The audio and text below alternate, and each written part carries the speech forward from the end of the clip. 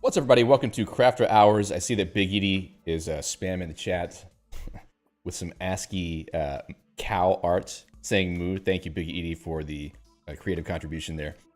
Crafter Hours is a series of streams where we get together and hack on some kind of project. In the last few weeks, it has been a new website written in Guile Scheme called emaxpackages.com. At the moment, don't go to the domain for that because there's nothing there, but there will be eventually because we're going to try to get this website at least in a state where people can start using it fairly soon and then deploy it to the site so that, or to that domain so that you can check it out yourself. But at least in the meantime, we've been making some pretty good progress over the last couple weeks. Building the site from scratch and adding some basic functionality, interacting with the database, doing a little bit of CSS styling, things of that nature. But today we're going to try to go a little bit further into actual user interactivity by enabling the ability to create user accounts and also try to add functionality for adding tips for Emacs packages. So one thing that I imagine that someone might want to do on this website is, okay, so for those of you who haven't seen so far, we're building a website that indexes all available Emacs packages. And then once we have that list of all packages, what I want to do is allow people to post tips about those Emacs packages and also to say which packages they use in their configuration so that you sort of have a big index of examples of everyone's configurations, what packages are being used together, maybe tips for how to use them together. It's just an idea. It's not really going to be like the greatest website in the world, but it's just an idea for a site that could have utility to people and that would be a good real world example of writing a web application in Guile Scheme. So that's sort of the agenda here, the goal overall. And I've been pretty happy with the progress we've been making so far. It's been a lot of fun, and hopefully we'll have a little bit of fun today actually working on some HTML forms using SXML and writing the backend handlers to handle the form submissions. So let me know if you've got any issues with the stream, like with audio-video sync, because I think that the video is a little bit off. Not 100% certain about that. I'm hoping it's not so bad, but I can kind of see my mouth behind the audio, so who knows.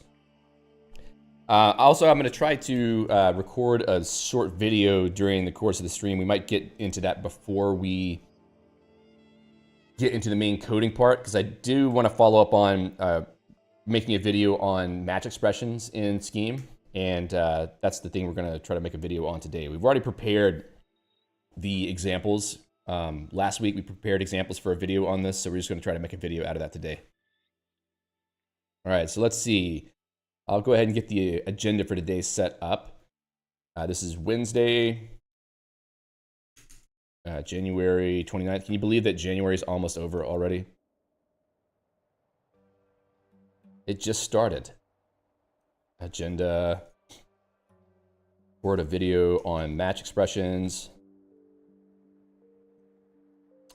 Let's see, flesh.css for all pages. We might get to that. Oh, and by the way, hello to Yele, to Glenn, Cal, Big Edie. I don't see anybody chatting on the YouTube side yet, but I imagine somebody will probably chime in there at some point because there's 9 people watching. Let's see. Add author details page, list which packages they wrote maintained. Basic user creation. Yeah, we'll just put these in. If we don't get to all of them, that's fine. Because then we can just move them to next time. I'll move this down, though. All right, and that's the sort of the agenda for today. I'm gonna fix up the links a little bit here as well. Hello to Tink. Since we don't have the commit for this session yet, let's just take that out. Yele says, does my new pipe count as a watcher? Probably not. I think that the people who consume the streams directly, who aren't using the web interface for YouTube or the app, they probably don't count as a watcher. I'm not exactly sure. So it's interesting to consider that there are a number of people watching that I can't even see because of the way that our community likes to use alternative approaches to watching streams, either through MPV or something else, which is totally fine with me. I don't have a problem with that.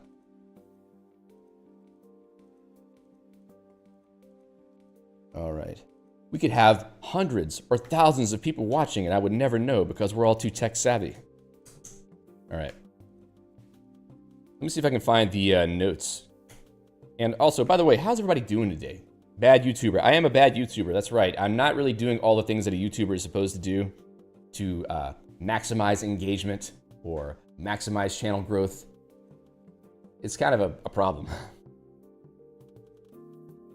Hopefully you all love me anyway. All right, so let's see. Content, videos, scheme, match expressions. Tink says that's exactly what's happening. Excuse me. Glenna says lurkers. That's true. All right, so a video is a primer on Guile match expressions. They're all just hiding.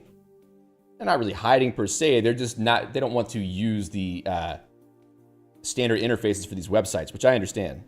T says, I love you. Thank you, T. I love you too. The algorithm requires engagement. It does. Sort of. I think the most important thing, as far as I'm aware, okay, there's two important things to the YouTube algorithm. One is click-through rate. So if your video shows up in the feed and someone sees it and they click on it, that's important. Two is how long someone watches your video. And I guess the secondary to that is whether they watch more YouTube videos after they watch your video. So those are the things that help drive your video through the algorithm. And I'm not doing such a good job at the click-through rate aspect because the titles and the thumbnails are not up to snuff, let's say. I got to work on that a little bit. Civi. Yeah, Civi's cool.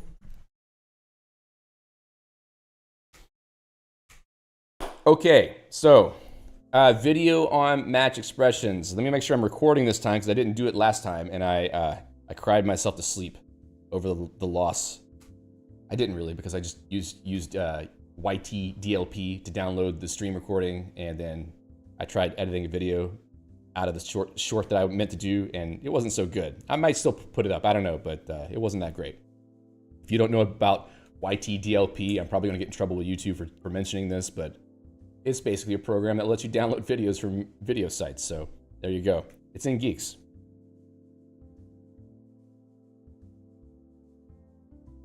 All right, how do I want to approach this? Let me just read over what I have here. Tink says it'd be nice if content quality was rewarded over views. Yeah, that's not the way things work in reality. People like to think there's such thing as a meritocracy in terms of anything, but it's not really. It's more about how much you play the game and you do the things that you're expected to do. And I don't really do that very well. So basic list matching, specific value matching. Do I have any sub list matching? There's alternatives.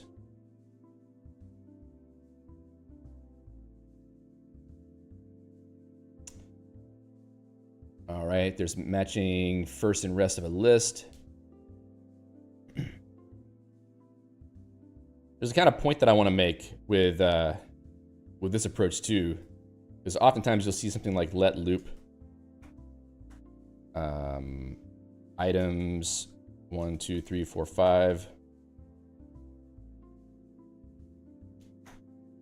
and let's see, match items, item rest.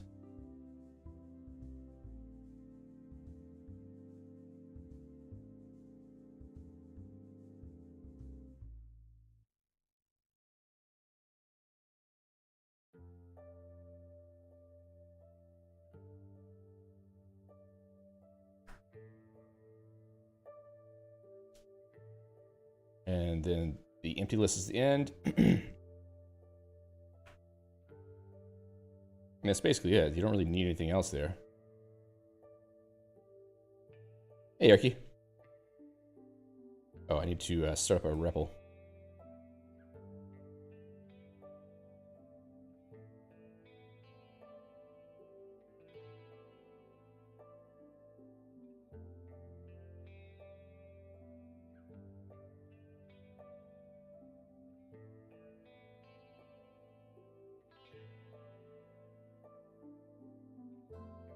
Error in format.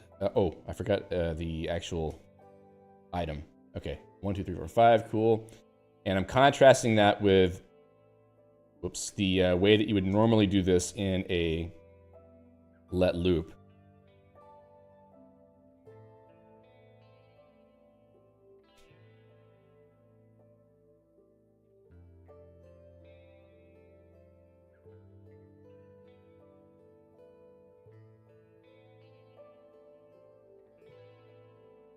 Guess this could just be a win.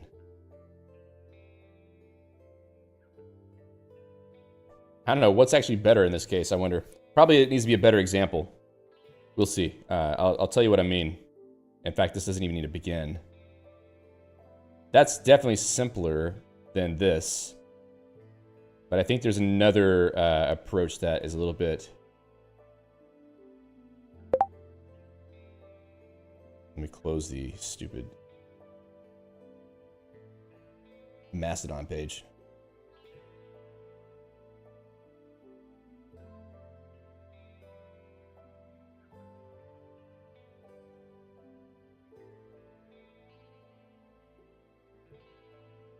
The bloop sound was from Mastodon. Bloop, good lord, did I actually type that? That's what you were talking about, not the sound. The bloop. Bad let form. Oh, man. I'm putting a lot of trash in my output. Rest. Loop.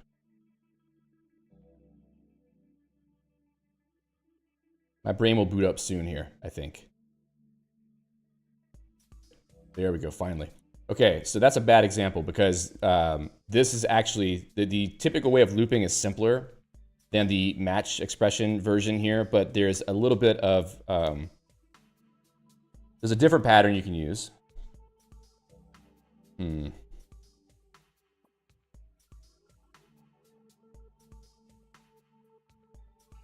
Let's go with this instead. So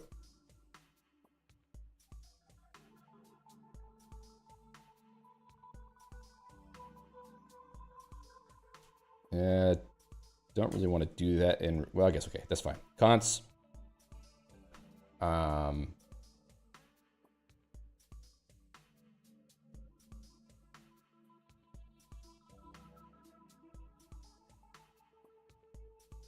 So format item.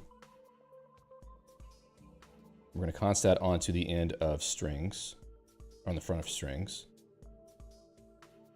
Then here we're going to return reverse strings. All right. Nope. Oh, it did do the right thing. Let me get that format out of there though. Yeah, okay, so item 1, 2, 3, 4, 5. You can see down here in the echo area that I actually did that. Sorry to those who are wondering why I'm not doing web development right now. I'm trying to prepare just one more example that I want to make a point of in a video that I'm about to record here.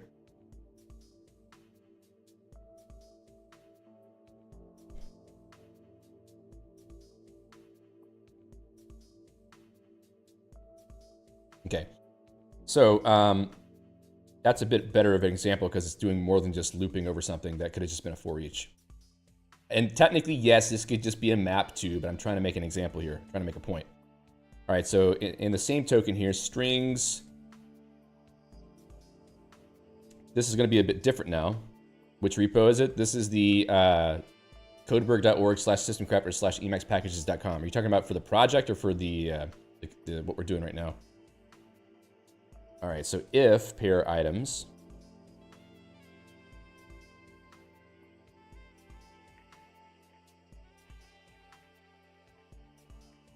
All right, so then here we're going to do the same thing. Const format f item a match examples. It's going to be in the System Crafters website repo. Ah, that's right. I know. Okay.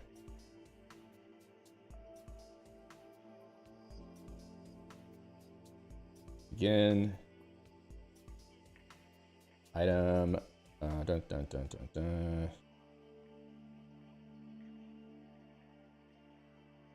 That was a mistake right here. Strings.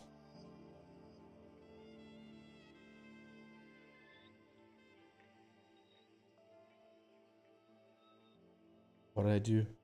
Forgot to close that. All right, there we go. 1, 2, 3, 4, 5. Okay, so I guess the point I'm trying to make is that the match is a bit easier to use than the let loop. Sorry, the if, and then having to use car encoder yourself on everything. I think that the pattern is a bit easier to follow here because you're matching two different possibilities. One is there's an item and then the rest of the items because you're pulling the car and the encoder out using this match expression. And the other is just the empty list. Items is now an empty list, so you just return the reverse of the string list that we've been accumulating the whole time. So I don't know. It's not necessarily that one is shorter than the other. I mean, I guess the if version is possibly a little bit shorter than the other, but I feel like it's maybe easier to write, or at least feels nicer than doing the if and everything else. Hopefully that's the case. I don't know. All right. So let me see. Where should I put these in? I'm going to kind of group these a little bit so that it's easier to follow. So basic matching.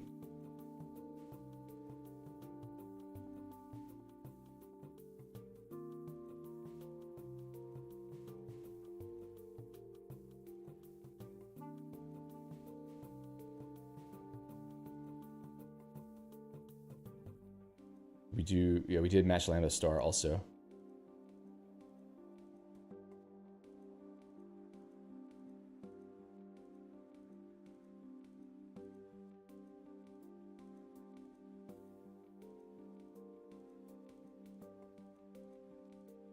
Enrico.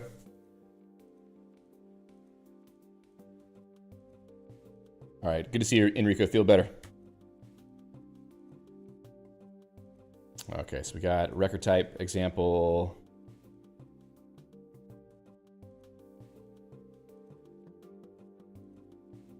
Let's make sure that this flows well.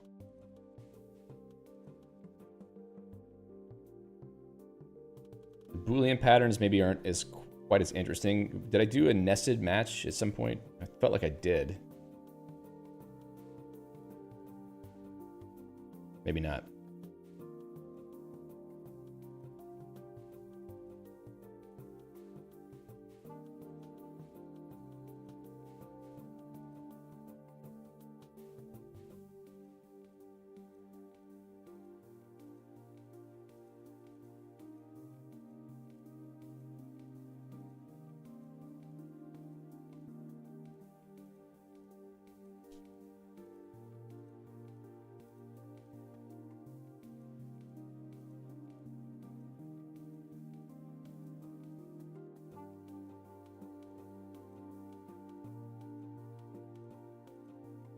Say what?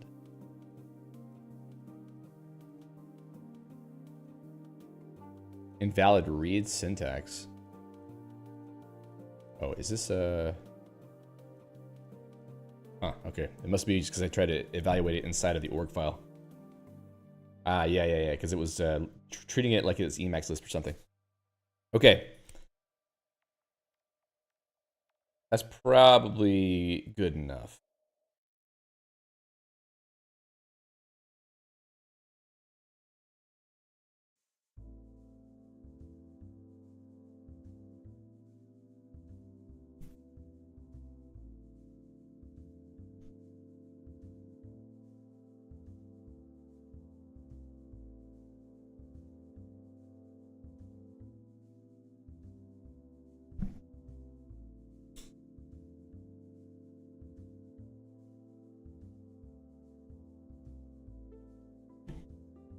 Hello to Jadzi and Alternate Ved. And hello to GK Sudo. 9 a.m. live stream? Yes, exactly. It is about 9:53 where I'm at, so it's early. Early enough, I guess, just to get started on doing some coding for the day. But we're about to record a video here, so let's see if I can get this started and not be completely incoherent the whole time.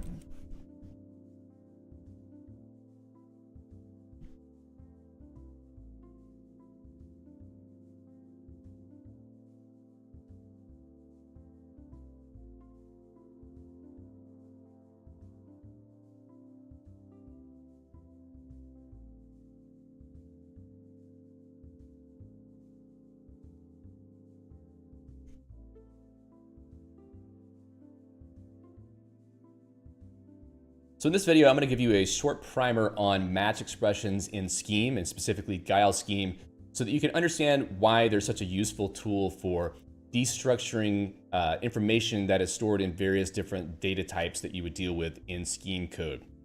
Match expressions are pretty common in other languages because of that utility that they have for destructuring. You often see them being used as a pretty core pattern whenever you're having to deal with things like lists or array or vector types, or struct types, or classes, or records, or whatever type that a language normally would have. And Scheme is no exception to that. However, the thing to keep in mind is that match expressions in Scheme are not standard in the language. However, there are match expression implementations across many of the Scheme implementations, because there is a paper by, I think, Jonathan Rees. Let me check the notes I have on that. Sorry, Andrew K. Wright, wrong person. A paper by Andrew K. Wright that explains a design for match expressions in Scheme. And then there's a pattern matcher implementation by Alex Shin, who's also the author of Chibi Scheme and also has worked on standardization of Scheme, etc. That has been kind of taken and used in various different Scheme implementations. And that's the basis of the ICE9 match module in Guile. So today we're going to be taking a look at how to use the match expression in Guile Scheme to destructure some data types and sort of show how the pattern can be pretty useful, and it could be even something that you use in a lot of your code as a standard idiom in the Scheme language. So first of all, what is the match expression? Well, if you look at this first example here, hopefully it's easy to see. In fact, let me maybe just bump that up a bit more. The first example here is just a normal, it looks like a normal procedure call. This is actually a syntax. Match actually produces it's a macro, effectively. It's a syntax in the Scheme language that produces an output that handles all of the different patterns that the match expression itself accepts. We're going to look at a few examples of those in just a second.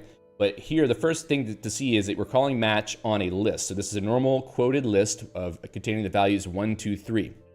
And what we're doing here is we're going down into a sub-expression under match. And then in that sub-expression, there are two parts. The first part is the pattern to match against. And then the second part is the expression or series of expressions to execute after this match, after the pattern match has been successful against the data that is being passed in as the first parameter to the match expression.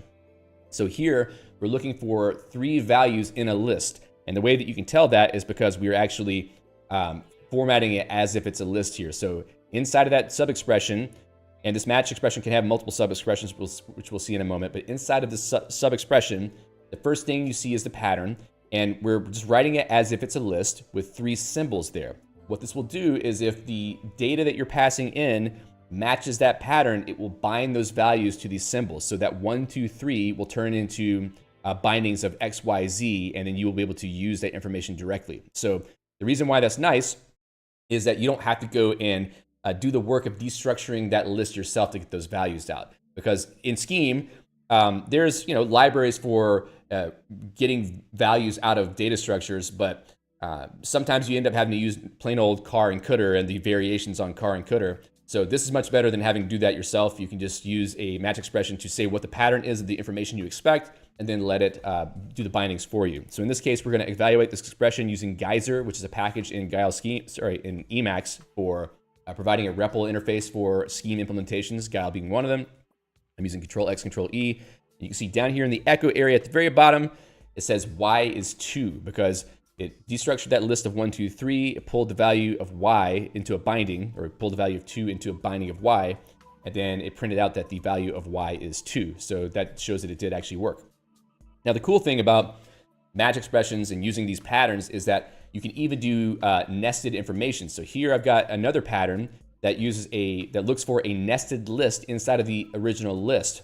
So it's specifically looking for this form of a list that starts with a value and then a nested list with 2 items. And then after that nested list, you have another item. So since I'm passing it a list that follows this form, then it can actually bind all of these values from that the pattern of that information. So if I were to go evaluate this expression at the bottom, you can see that it says z is 3 because z is the second value of that nested list, and it was able to bind that into z. So you can already see how if you have information stored in lists, it could be a list, it could be normal plain list, whatever, you can use match expressions to pull that information out pretty easily.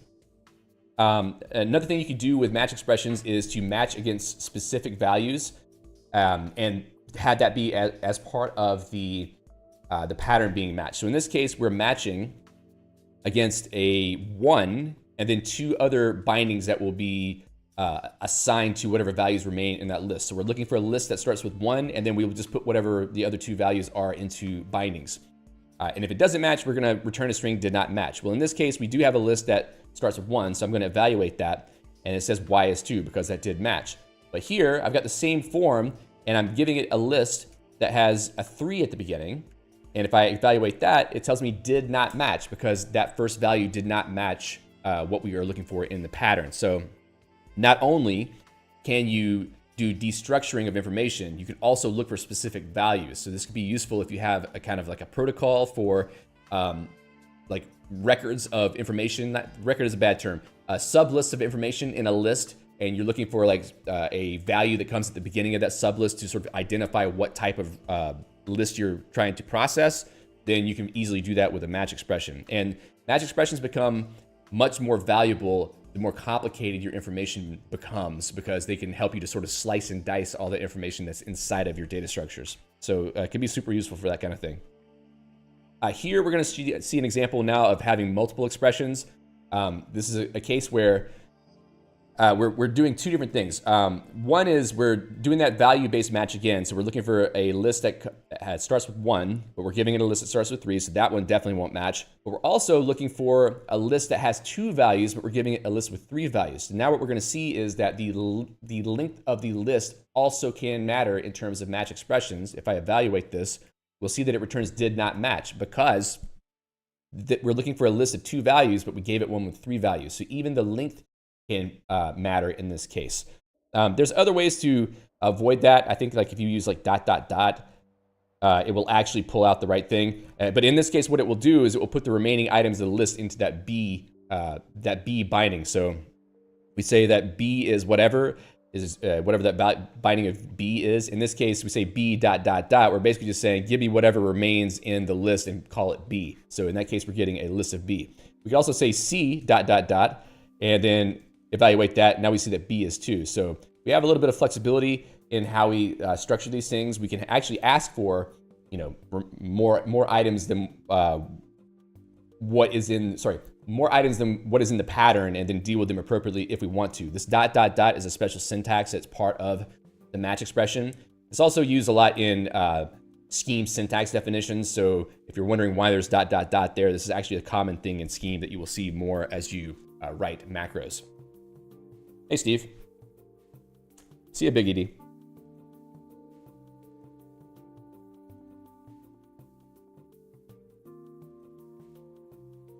Okay, so as I said, that if we make sure that the list link matches up, we can evaluate the form here where 321 gets caught by the second pattern here for ABC. So if you have multiple patterns, it's going to try them one by one until one of the patterns matches. Then it will activate the bindings that you're asking for here, and then it will evaluate the forms that come after, or the expressions that come after that pattern. You can also do interesting things like Boolean matches. So maybe you have a case where one of your paths in your match expression might want to match one thing or another, And in this case, we can use the OR sub expression to then put together two other patterns. So you're sort of nesting patterns here. When you say OR as a pattern, then you're giving it one of many options. It could be many options. I don't think it's just two. It could be more than that. And if one of them matches, it will do the bindings and then execute the or evaluate the expressions that are part of the match at this point. So in this case, we're going to execute this, and we'll see that. Oh, okay. That was not really an important error. I think it's just telling me that the binding X is not used. So we'll see that it did write out the value of Y, and that's because it says or a list that starts with 1, or just anything for that value. I mean, it's kind of a contrived example, but it does show you that it will still work anyway, because it does write out Y, or it does return Y as 2. It just says possibly unbound variable X. That's fine. Next, we have an AND expression. So it needs to see that both of them actually match the pattern. So if I evaluate this, it says did not match because the first pattern does not match. 1YZ does not match because it starts with 3. Now in this case, we have one that has an AND where we do have a list that starts with 1, 2, 3. If I evaluate that, it will tell me that Y is 2. Now I'm guessing that, I'm not sure which of these it actually binds. In fact, let's just put X in here and see what X does. Yeah, so I think what happens is all of the patterns in this AND must match, but it will use the bindings of the last one. My guess is, I'm not 100% certain about that, mainly because, let's see. Let's try this. I want to see if B actually gets bound to something, because I think it won't. Oh, it does. Okay, so any of the things in any of the patterns will get bound. So this B here does get bound, which is kind of surprising to me. I wouldn't have guessed that. But anyway, so the point is that all of the expressions must match. All of the patterns must match, and then it will activate the bindings and then evaluate the expressions. Another useful pattern for dealing with lists is this sort of first dot rest, or any symbol name dot some other symbol name pattern, because this is how you can decompose a list into the first item of the list and the rest of the items of the list, basically like calling car and cdr on the list. So if you're trying to walk every single item of a list and deal with the thing that's at the head of the list, this is a good way to do that with a match expression. So here we've got a list of 1, 2, 3. We're trying to pull first and rest off that. If I evaluate that, we see that first item is 1 and rest is 2, 3. A list of 2, 3, right? Because the first item is 1, and the cdr of this whole list here is a list of 2 and 3, or a pair that represents a list of 2 and 3. So that does work. One place where this ends up being kind of helpful is in loops. If you have to write a named let loop to process a list in a certain way, maybe you have something that's a little bit more complicated than just using a normal map or for each, then it could be cleaner than doing the normal thing that you would do. So normally in a loop, if you've written loops before that go through lists of items, you would have a pattern sort of like this, where you have a list of items that you want to loop over. So if you don't know what a named let is basically a let expression that sets up a few bindings, but it has a name that could be invoked inside of the body of that let expression to basically do a tail recursive loop inside of the context of that let expression. So it's often used as the primary looping pattern in scheme implementations, just for that quality alone. Here, what we do is we have our input list of items. We first check to see if the item's value is a pair, if it's basically a const pair, because if it is, we can process that const pair. Otherwise, it's the empty list value, meaning we've reached the end of the items list, so we just back out and we're finished. So if the item's value is a pair, we go into a begin expression, which allows us to do multiple expressions. Like, in fact, probably here, we could probably just get rid of that. I didn't need that because I'm not doing multiple things. But we recursively call a loop. We manipulate the items and the strings lists so that we're sort of passing the new values forward in that loop expression. And then eventually we're going to call loop, and we're going to end up getting an empty list from this cdr items. So once we hit pair of items is false, then we return the reversed value of strings. Now, that's not too bad, but you do have to remember to use car and cdr everywhere. One alternative approach to this would be using a match expression to decompose that items list into the first item and the rest of the items. So you can match over items here, and you pull out item.rest to do what I said, get the head and the tail, and then use loop the same way. But here we can just use rest and items. So we're not having to call car encoder directly. We can do further processing on that. This becomes even more useful if you have a more complex data structure you're trying to decompose. You don't have to use CAAR, CADR, all those other variations. You can use match to do the decomposition of the values that are stored in the nested structures that you have in your list that you're processing. So instead of having that if, we have two different patterns to match. One is the car encoder pattern, and the other is just the empty list pattern that once we hit that, we will return the reverse list of strings. So it's about the same amount of code, but I would argue that this is a bit clearer to read and a bit more flexible for the future, because then the code doesn't change very much if your data structure becomes a little bit more complex. You don't have to worry too much about rewriting the code to be clearer, or having really weird looking expressions because you're doing checking to make sure that the values are what you expect them to be, etc. Okay. Also, I had mentioned before about using the ... pattern. I just have another example here of that, where you can match anything ... and then it will end up having it will give you back a list of values. So that's kind of useful. You can also match against different data types in Scheme. In Scheme, there's a data type called a vector, which is like an array that you can't resize. It's just an array of values that has a fixed length.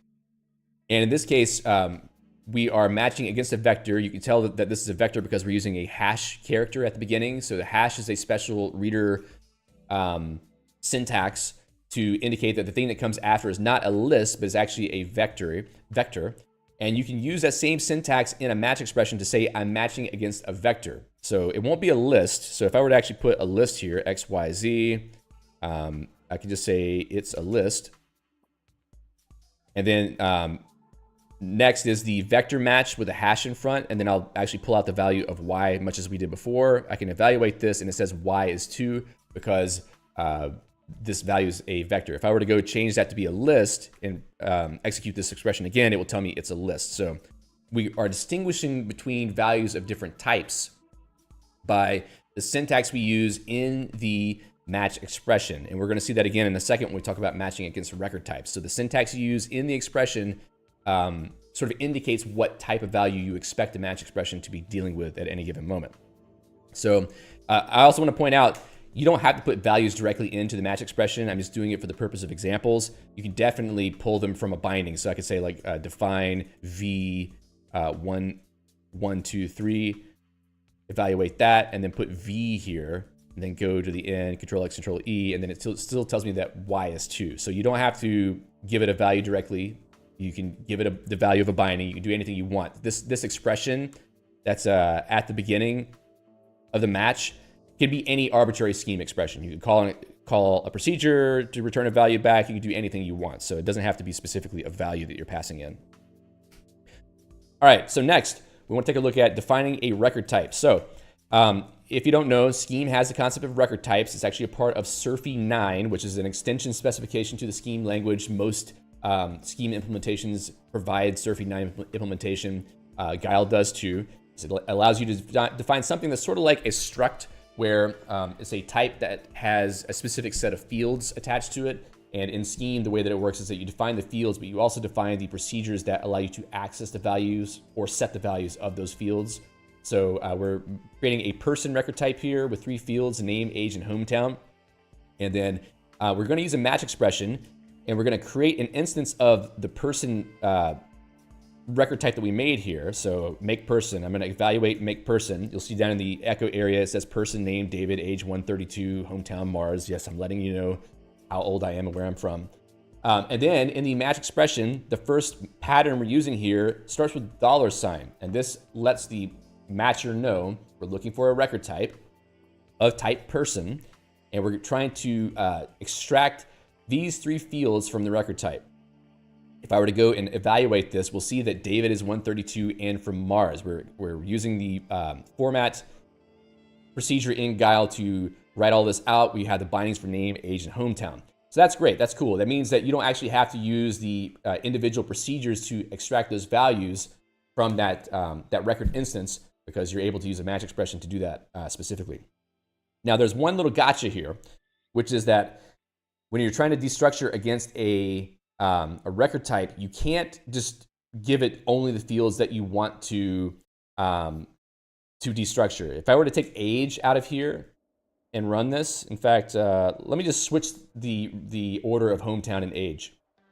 If I were to run this, it doesn't actually destructure it using the name of the field. It's actually the order of the field. So keep this in mind. When you're destructuring against a record type, the order of the symbols that you put here must match up with the order of the fields in the record type. In fact, I can call this whatever I want. I can say NAH, which is probably going to be a problem because I need to go change these too. Let's just change these.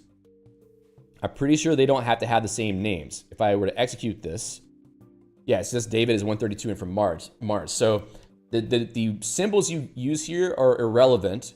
It's really the order based on the order of the fields in the record type. I don't know if that's a guile thing or if it's a match expression thing, but what I do know is that record types internally are basically just vectors that have fields in a certain order based on the order that you defined it. So that may be how it's extracting these. It's just doing a sort of indexed extraction of values from this underlying vector that is being used for the record itself. So keep that in mind. If you're destructuring record types, make sure you are putting the fields in order for the information that you're looking for. I don't think you have to include all of them. So let me just put 0 here. Yeah, you don't have to put all of the values you want. However, you can see here that since I removed age and left hometown, it gave me the value of age because it's done in order. So you have to be very careful about that because you will get stuff back that you don't expect. So just letting you know about that. So name, age, hometown. Just fix this hometown. We'll just fix this so that it works in the examples. Yeah. So matching against record types can be a little bit troublesome sometimes if you don't know that detail. So just keep that in mind. All right. So there's other things you can do for extracting fields, or at least they call it fields. What it really is applying a procedure to the value that's coming in and then checking the value against a pattern. So let's say that we have a person here and we use equal sign here, which doesn't mean the value is equal. What it means is we're going to call whatever the procedure is that is listed next and then compare the value that it returns to the value here. And this could be any arbitrary match pattern. Right now we're just using 50, but it could be a list destructuring, could be other things aside from that. So what we're going to do is evaluate this, and it's going to say not 50 years old because when we call person age on this person, the value is 132. It doesn't match this 50, so it doesn't match. So it goes down to this underscore field, sort of the underscore pattern, which underscore means match anything. In this case, we're just matching whatever value it is. So not 50 years old is the value that gets returned. Here, if we create a person with the value of 50 for the age and evaluate this, we'll see that it does say the person is 50 years old. So there's that.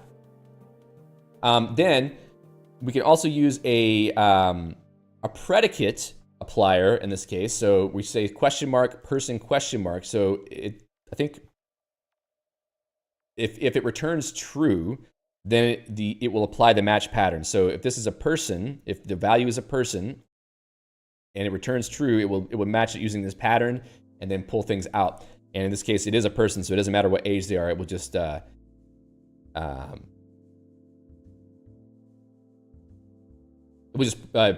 using the format expression that we have here. So what can we do here just to show this? I'm going to put just an arbitrary string in here because person will return false for a string. If I execute that, it says not 50 years old. So it's just another way to sort of call any procedure. In this case, it's expecting a predicate procedure that returns true or false, and then it will apply a pattern here. So those are a couple of other useful things that you can use for your match expressions. So there's a couple other interesting ways to use match, and those are the match lambda and the match let expressions. So for match lambda, what it basically does is allow you to create a lambda expression or an anonymous function, let's say, that is all it does is just do a match expression. So in this case, we have a match expression where we're looking for a list of 1, 2, 3. We're using an and to destructure that. We saw an example just like that before. What if we want to turn that into a function of its own that we can call somewhere else?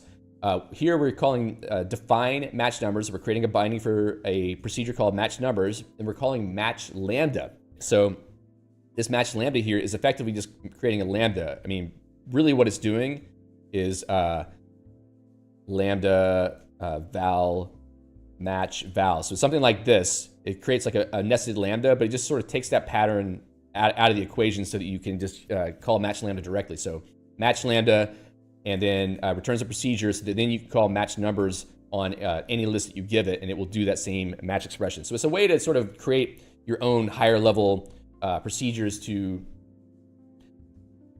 do these match operations and give them a name, just so that you can use them in other places. It kind of is useful for that. The other useful thing to mention is match lambda star. And the difference here is that this creates a lambda that will take any number of arguments that you give to it, not just a single argument. So match lambda expects a single argument, a single value as a parameter. Match lambda star takes any number of arguments as a value, and it will return that turn that into a list that gets processed by the match expression. So in this case, we can call match lambda to create the same pattern as before that expects a list. And here we say match numbers 1, 2, 3. I execute that, it gives me 2. I execute the second one, it gives me did not match because there was not a 1 at the beginning. So the point is that you can turn this more into like a function dispatching lambda, where you have a lambda that can take different forms of input and different numbers of parameters, and then you destructure them using a match lambda. So it's like a really concise way to create a procedure that can take any number of forms of information that match various different patterns. So you can make some pretty advanced procedures with match lambda star in this case. Lastly, we're going to talk about match let, which is a way to do a let binding for a block of expressions. And I'm going to define this my values list here. It's another one of these nested lists where it has 1 and then a nested list of 1, 2, and then 3. We call match let here, and we're going to decompose the my values value into a list of x, y, z. So I'm going to evaluate this, and it's going to tell me that y is a list of 1 and 2, because we're not doing any sub-list destructuring on y here. We're just saying give me whatever the second value of the list is as y. It's going to give you that whole sub-list. However, we can do some destructuring here. Look at this third example here. If I were to evaluate this, in fact, let's, oh yeah, B. So that same my values that we had before, we can destructure that nested expression, get the values as A and B, and I can print out B here, which is 2 in this case. So it's just another way to have a let that uses the same functionality as the pattern matching in the normal match expression, so that you can destructure some incoming value and create an expression block to deal with that. So the same thing up here for match let on this one, match let star. So I can't remember what the difference is. Match let guile.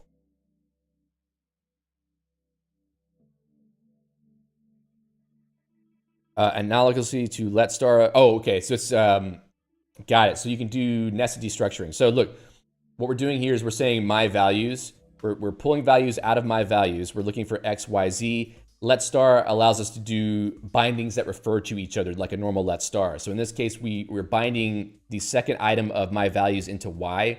And here we're doing another match pattern on y to bind the values of that as a and b. If we execute that, we'll see that b is 2. So actually, this doesn't need to be a let star. And in fact, I think we can probably put those in a different order. So since we are able to create a binding of y here, we can refer to it in the next match pattern to do further destructuring if we wanted to do that. So there's another thing to keep in mind is that you can use match to form let expressions to do the similar type of destructuring as you can do in a normal match expression, just for the purpose of setting up bindings and executing code as you normally would inside of a let. Now, I don't know if those support named let.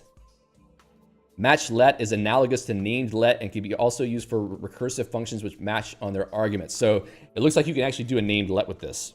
Yeah, you can do a named let. So the example we had above, let's actually adapt the example we had above for doing that loop. I'll go back up here. So this loop that we have, it seems we could possibly turn that into a match let. So if I were to drop this code in and say match let instead, match let loop, I can get rid of this match items. I haven't tried this before, so bear with me for a second. So here we're gonna say item rest. And then strings, which is just gonna start off as an empty list, which is no problem.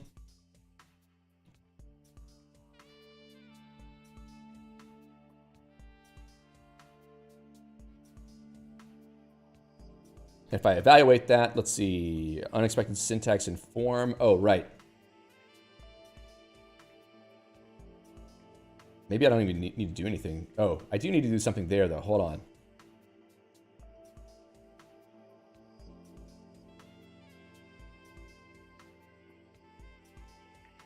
Maybe this needs to be a let star. This is kind of interesting. This example may not work, but we're gonna try to do it anyway. So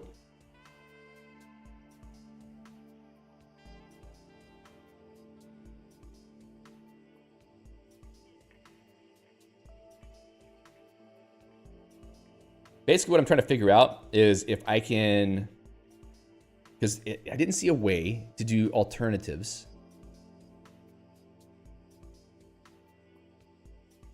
Hey, Steve.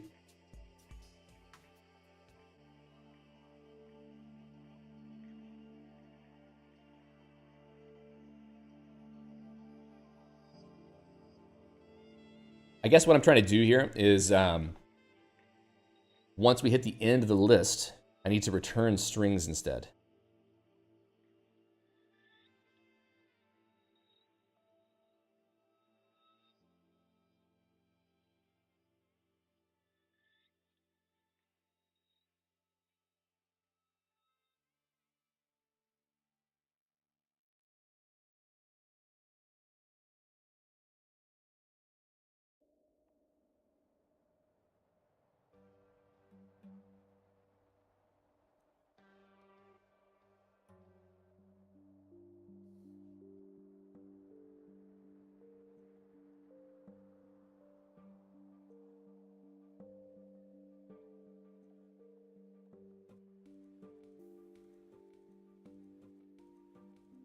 Okay, match let does not let you use a variable, it seems.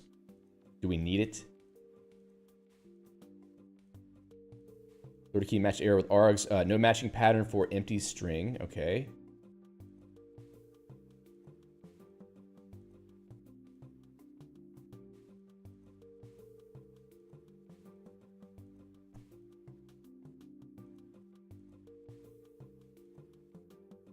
Trying to think of the best way to do this. Okay, so the first thing is I see. So there's like an or here maybe?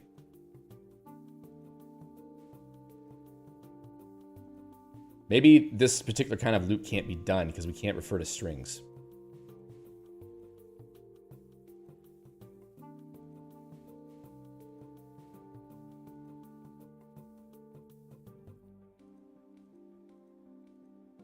So or item rest.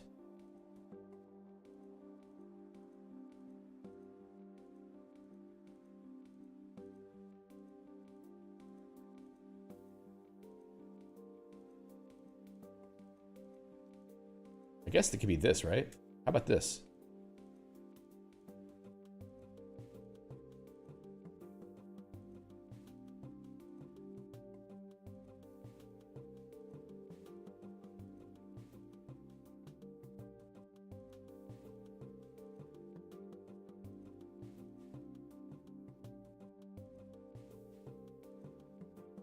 Unbound variable empty or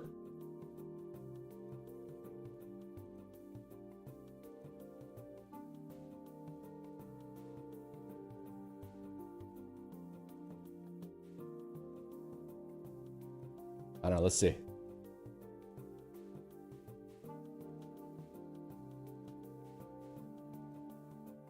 whoops, if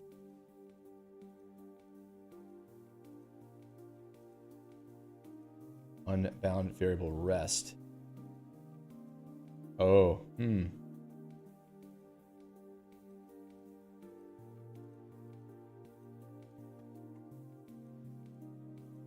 Probably should have thought about this before I started recording, huh?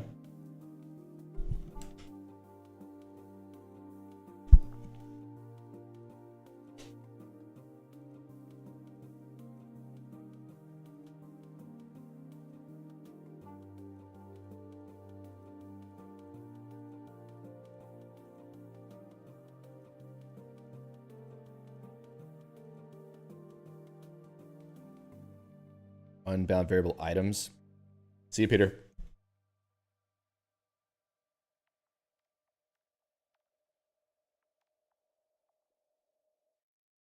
All right, I don't want to spend any more time on that.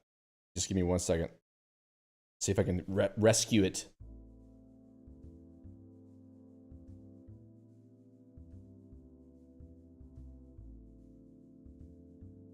I may just have to try to cut this part out because I'm not really sure if there's a good way to do this pattern. It would be nice to do a match let loop.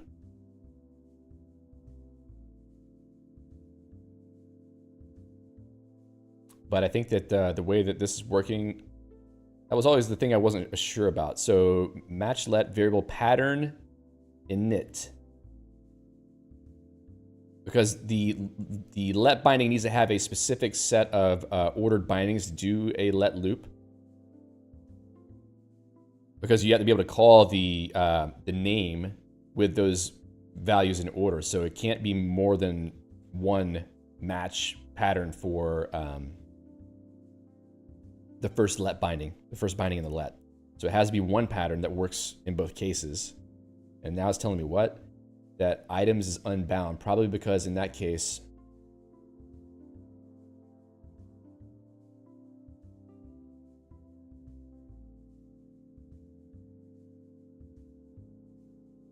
I don't even know if that's going to work.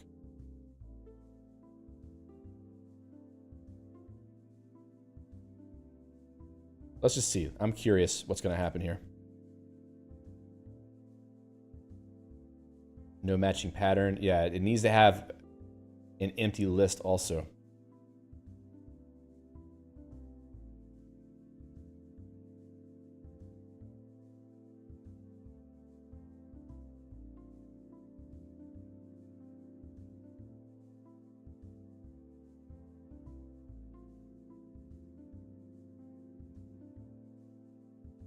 I don't know if that's going to work either. No matching pattern, yeah.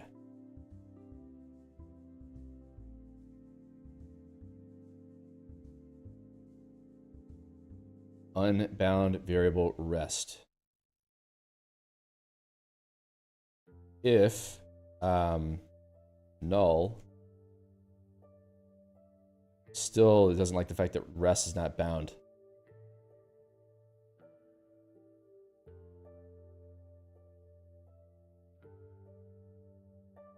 There's not really a good way to deal with that at all.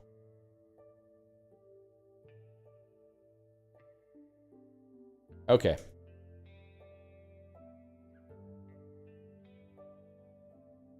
That's weird. How would one do that? So scheme match let loop list.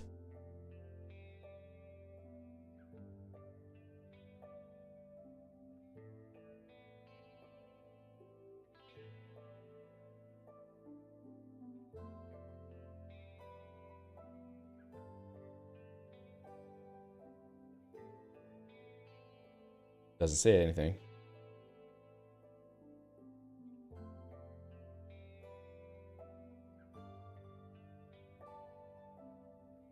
No good examples.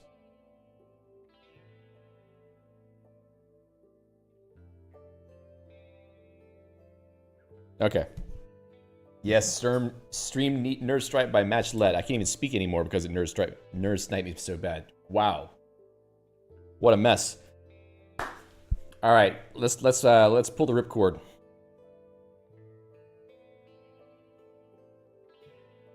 Because there's no way to have a final case. I mean, how are you supposed to like terminate a matchlet loop if you can't match against the empty list? I mean, I guess the only way. Yeah, how can you do that?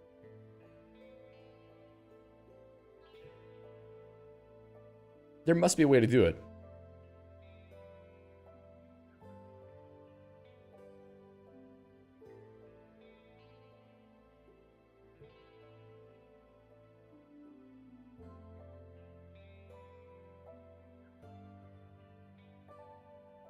Raises an error if any of the expressions fail to match.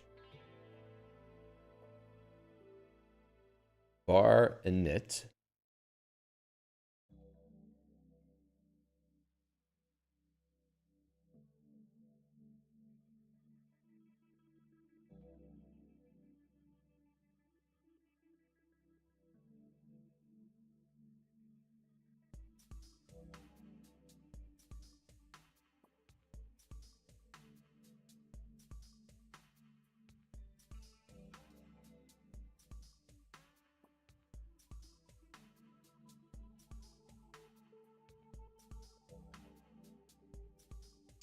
They're all using the same documentation strings.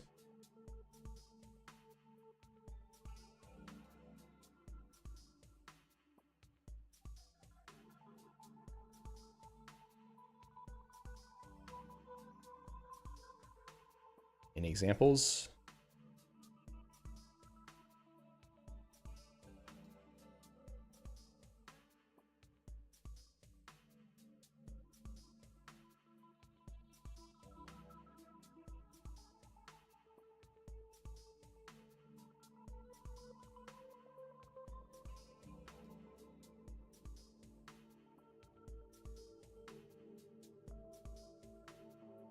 But matchlet star, and match each expression against one pattern, so non-matching conditions have to be caught outside the match. How?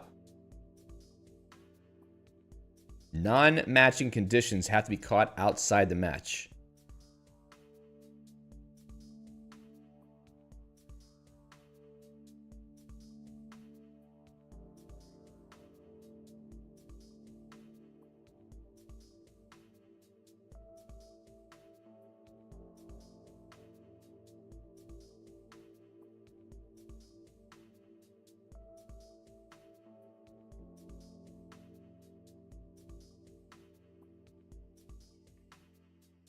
That doesn't even make sense. How's it possible?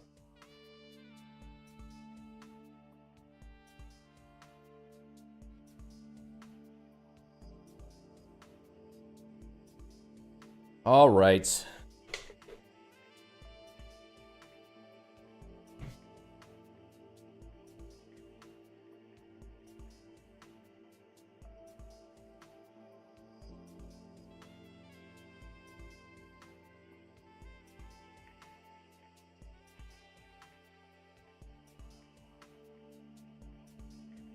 It needs to be, I need to have a value there, or a binding there. Because there are cases where you would end up not having a binding for rest, I think. And that's the reason why we have a problem here, because we're trying to use a binding that may not be bound as a result of how this expression may be evaluated. So, yeah, I'm not sure. Okay, let's just pull the ripcord. That can't be done. I'll just mention it, and maybe somebody can tell me in the comments how one's supposed to do it. Okay. So here we go. We're gonna try to finish out the video and be done.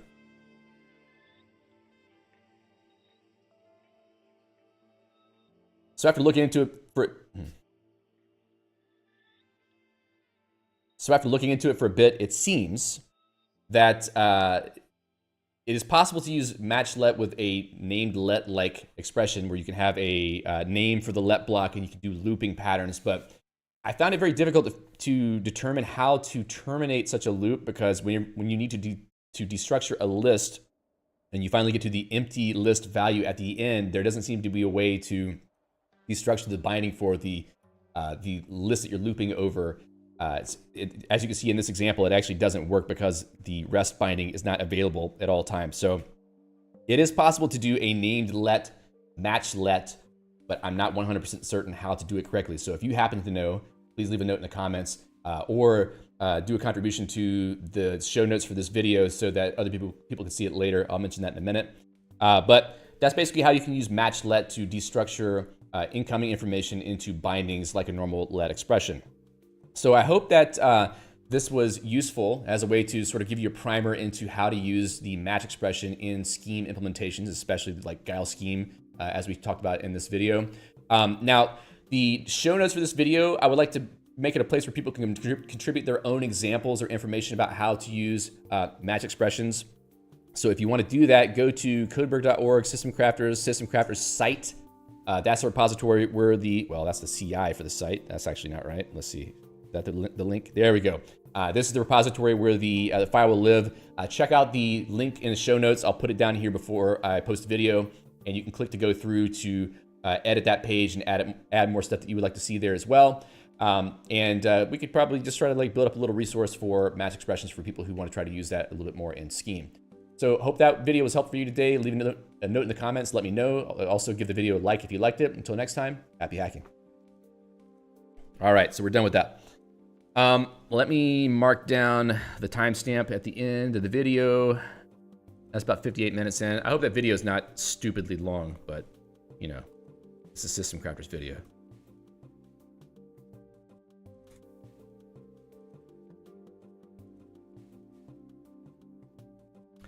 Okay, so back to it. How's everybody doing here? Sorry for the delay on that. I just had to get that done. Hoping to get that video out tomorrow. So let's get back into the project itself, shall we? I'll kill the Guile REPL here. I see Zerka in the chat. Hey, Zerka. Zerka says, what do you mean by users in posting package? We're working on a project today to build a website in Guile Scheme, so we're going to try to add some functionality for that. GK Suda says, don't forget split timestamps. You mean to edit the video and put timestamps in the video? Yeah, I'll have to try to remember to do that. I think I did it on the Fibers one. So I'll do that. Okay, so before we get into everything else, I want to look at a couple pull requests that came in on the project since the last stream. First one is something by Trev. Excuse me. Tony says, you have a music playlist of the songs similar in the logo song that you use often. Look in the description of all the videos. I've got links to all those. Okay, so Trev says, fixed out, commented out SQL instead of using where in. So in the last stream, we had to take an alternate approach to doing one of the queries we were doing to make it work correctly. And Trev fixed that, so it looks like we've got an update to that. The issue was that Guile SQLite 3 did not like the naming of the parameter that we used for the binding, confirmed in the SQL REPL, and using Emacs SQL that this is only an issue with Guile SQLite 3. Oh, that's interesting. All right. Excuse me. So listing package keywords, order by name, that's cool. That actually does make sense.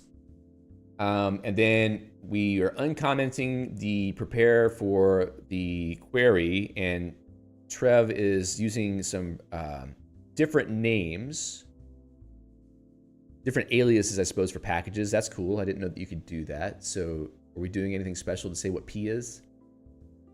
I guess not. Oh, join package keyword K. Got it. Packages P. Okay, those are aliases that are being set up. I like that. And k.id, ID order by P. Name. Was there anything else that we... All right.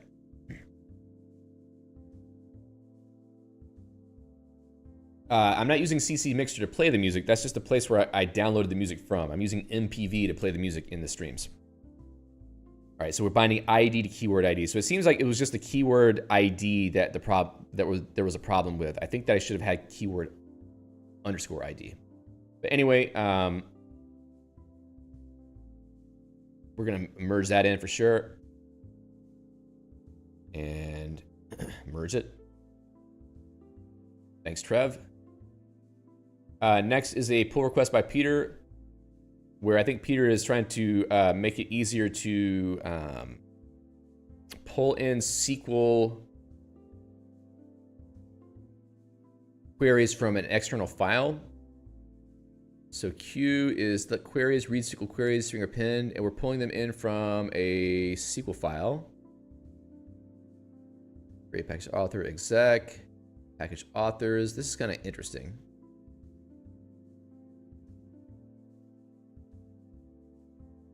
Wow, SQL to scheme, normal file. That's a lot of stuff in there. I think I would go with a simpler approach, potentially. And basically what I think is, I mean, even though this is cool, I think I would just have individual SQL files and then like really directly load them into the in the code. So let me be more specific about what I mean by that. If I go back over into server.scm, let's pull up package.scm in models. I'm gonna bump the default text scale decrease. Let's just bump that down a couple times. All right. So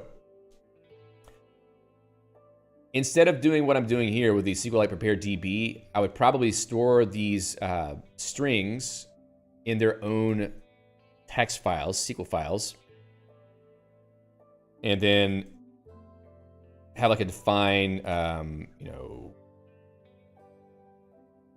query list keyword, I don't know, something like that, and then load SQL list keyword dot SQL. So I would actually probably have it really, really straightforward and direct. That way you can go look at the actual individual SQL files and edit those and run them through a SQLite REPL. But then in the code, you load them into a string effectively and then use them directly. So I would probably use a slightly different approach on that just to make it less code to introduce just for this purpose. I mean, this could be cool as a package. Like if you wanted to make a Guile library that does this, it would be pretty cool. But I don't know that I would want to have like this whole thing here in this whole kind of file in the project itself. So I'm gonna hold on to this. I'm not going to act on it just yet, but I like the idea. I like the idea of trying to move things into SQL files. And this is cool. I do like the fact that we have like a file where there are comments that delimit the different things we need, but maybe I would want to take a slightly different approach on that. So I won't merge this one just yet. I'll probably continue the discussion that's going on in the pull request. And if any of you out here who are interested in this idea, please feel free to comment on it as well. Okay. So let's get back to it. So what I said I wanted to do today is start working on some user interactivity. So we will need to do a few things. Let's go into the Craft Hours notes. So we will have to create routes and views, or let's say routes, views, and schemas for user types, or the user type. Create routes and forms for login, logout, I guess. Create routes, views, and schemas for package tips. Yeah, so I think that's a good start. So how would we want to represent that? First, I'm going to go over to, let's see, routes.scm. There we go. So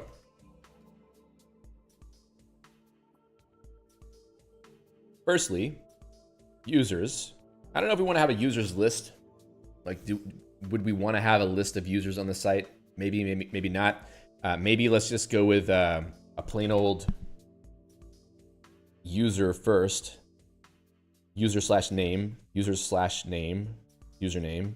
So what I'm saying is like localhost 8080 user/David Will, right? That's a way to represent a user on the website.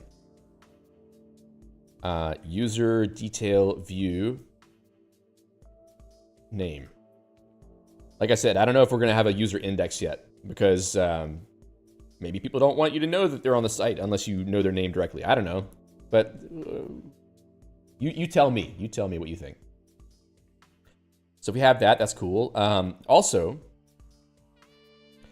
for packages, I think that this is going to be a sub route because tips are relevant to specific packages. So packages, ID, tips, tip ID, or actually just tips. How about that? Packages,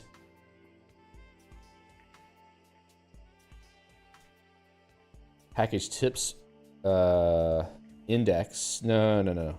Wait a second.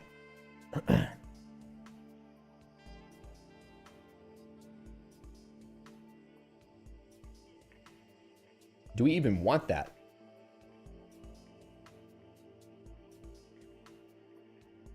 And this is also about more than just views. I think that we also have to deal with handling get versus post, because we would want to post to tips, I think, if we were creating a tip.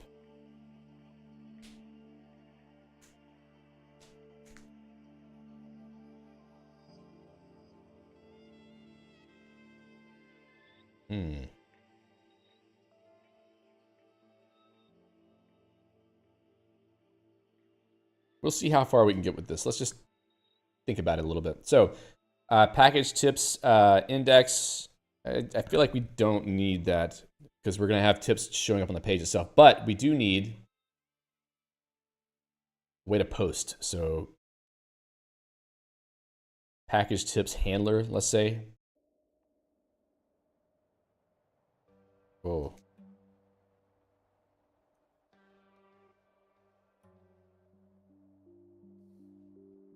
Package tip form handler. Let's call it that. Okay, so package tip form handler. Let's go into site. Views is not really the right thing, but whatever. Tips.sem.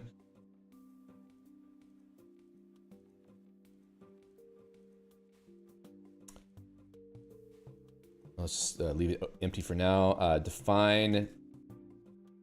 What I call it? Package tip form handler. Package tip form handler. And that is context and body, I believe. Okay. So that's that definition. Also, we need to define that as public. I'm just going to do a define public on this to make it easier to deal with. I think that should work. So we got that one. We need the user one too. So users.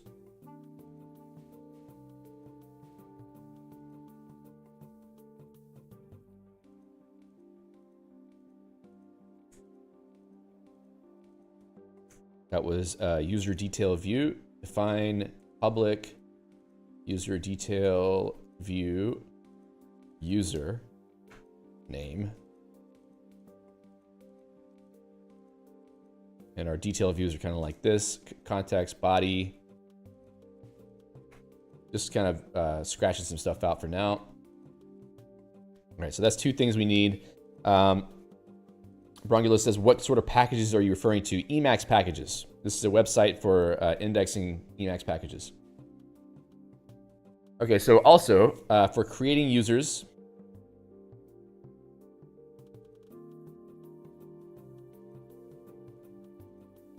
probably need to, oh yeah, it's not just a detail view either. So user,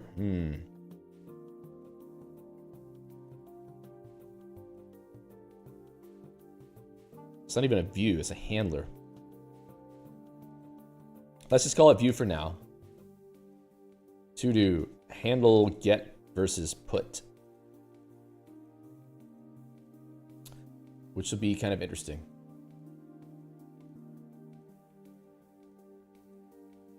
Actually, it's a little bit different, in fact.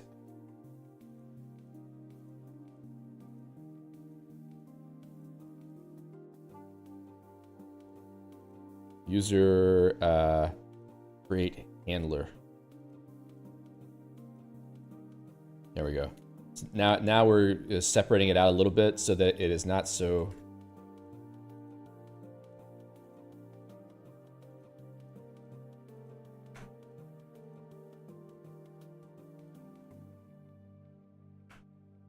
It doesn't require anything special. Let me also make sure I'm putting this in the right place too, because I think that we need to make sure that we're matching in the right order so that we don't get the wrong thing. Well, actually, maybe it doesn't matter because, like we said before, the number of items in the list does matter for the match to be successful. So it's not going to match name/create here. Is Emacs a plugin for VS Code? What do you mean?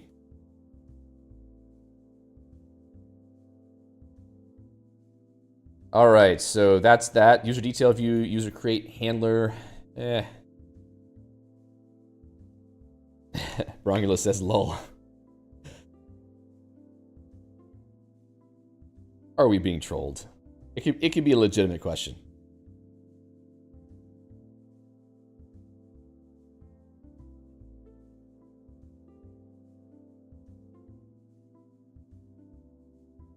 Okay.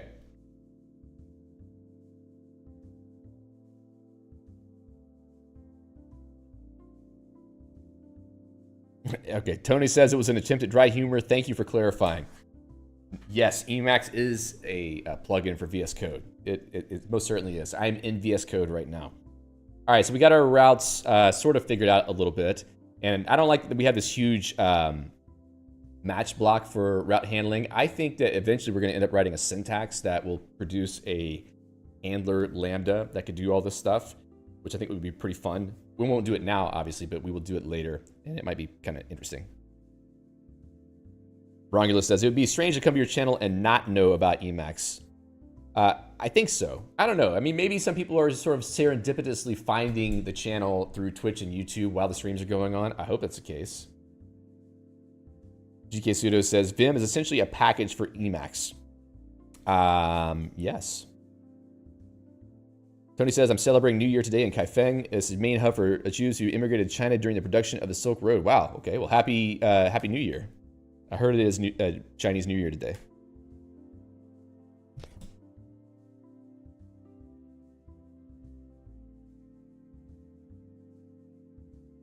All right.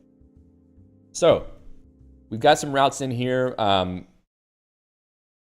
Now we need to start working on the other aspects of this. So let's look at the package.scm. I need to copy what we're doing and create package tables. And then go to users. Actually, we need to go to models/users.scm. RJ says, I'm learning about Emacs because of this channel. Well, I knew about it, but I'm learning so much more through the YouTube vids. Thank you. Was previously a NeoVim guy. The rest of the message got cut off, but I'm glad to hear that you're learning about Emacs. Because Emacs is fun. Site models users. I may end up changing the way that we organize all the modules as well, because right now it's a little annoying. And RJ says, still need Evo mode though. Yeah, of course. If you're very used to Vim or NeoVim, then of course you would need to use Evo mode at first. But I recommend using the vanilla key bindings at some point if you are serious about continuing to use Emacs. Romulus says, the Church of Emacs welcomes all sinners. Yes, that's right. We will always welcome you in to our cult. So create table users. ID, do we need an ID? I guess if a person is going to change their...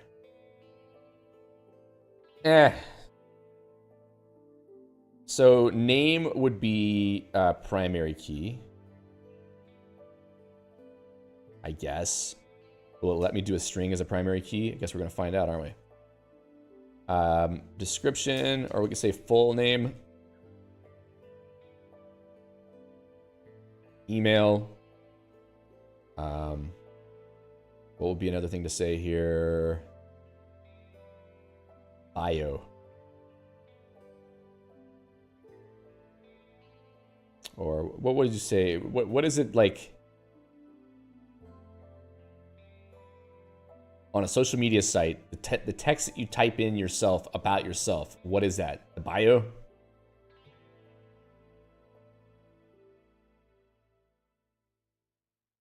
I've forgotten already.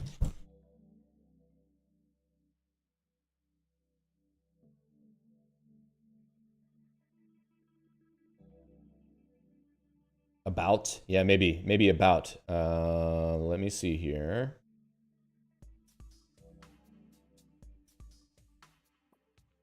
Okay.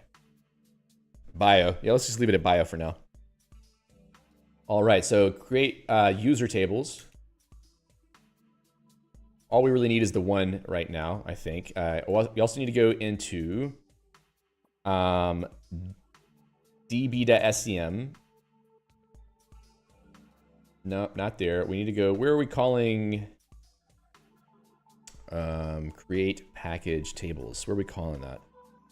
Is it only in the sync archives? Looks like it. So create user tables.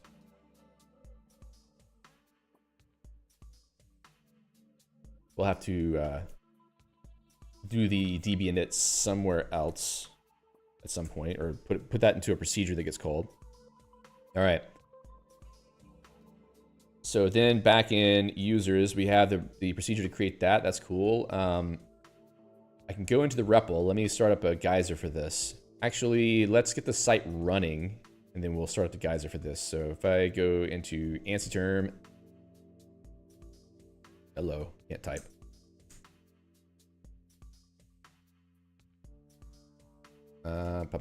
One level down. Now, geeks shell manifest.scm, and then scripts start server.scm. There we go. Oh, bind address already in use. I have another ANSI term that's probably running it currently. So ANSI term, let's kill it, and we'll run it again.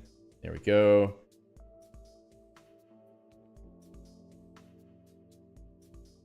And the site's working. Now I can go into users.scm, geyser connect to localhost 37146. There we go. We got a REPL up. And now, yeah, oh, right. Good point. So use module SQLite 3. I think that's right, isn't it? Control C, Control B. Now in the REPL, m site models users. We're going to go into that module, create. Ooh, I also haven't done site DB. We need that too. So then create user tables, DB init.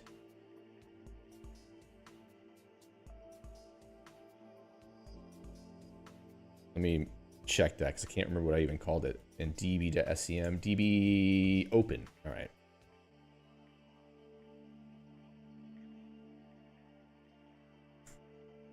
Let's see. Near text syntax error. I screwed up the syntax. Near text syntax error. I think, okay, let me check.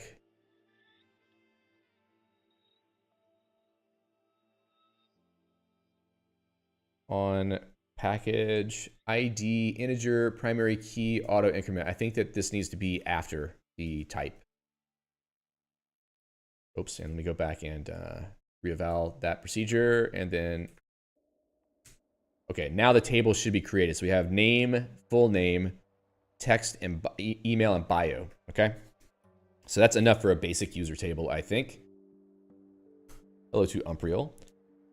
So now, if we go back to, maybe we could do the same thing for tips as well. So if I go into the tips, site views tips, we haven't done tips on a DB model yet. So tips.scm, drop this in tips,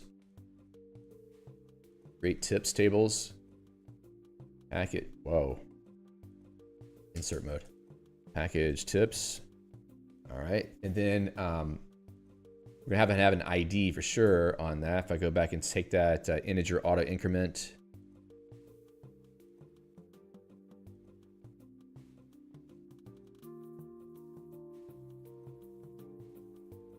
username.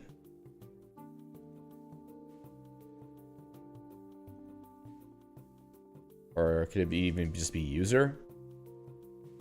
And package ID is an integer.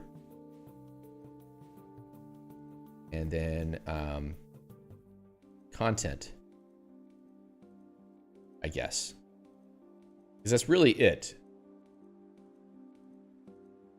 What we're doing is creating a table that stores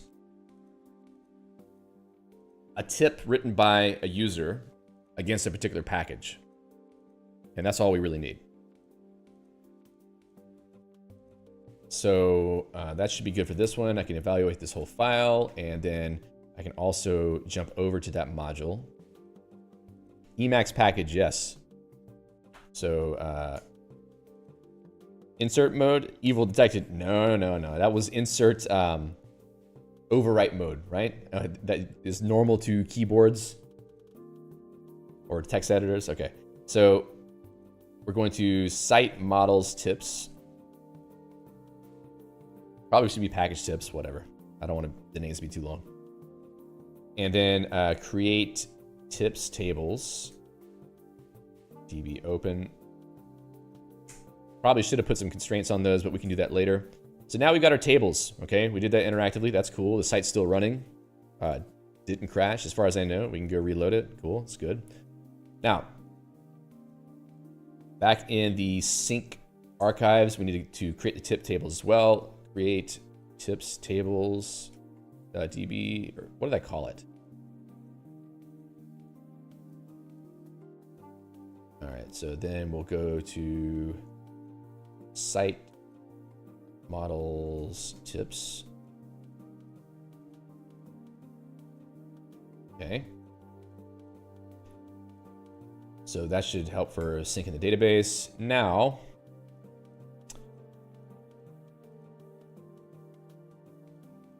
for creating a user, let's go just do the UI first and the form handling. So users.views, okay, so user detail view, we don't really need that yet. I mean, I guess if we did this, let's check this out. Users.scm, let's split the window here a little bit, and we probably can just drag this down somewhat. Then, what was the thing for, what was it called? Equal windows?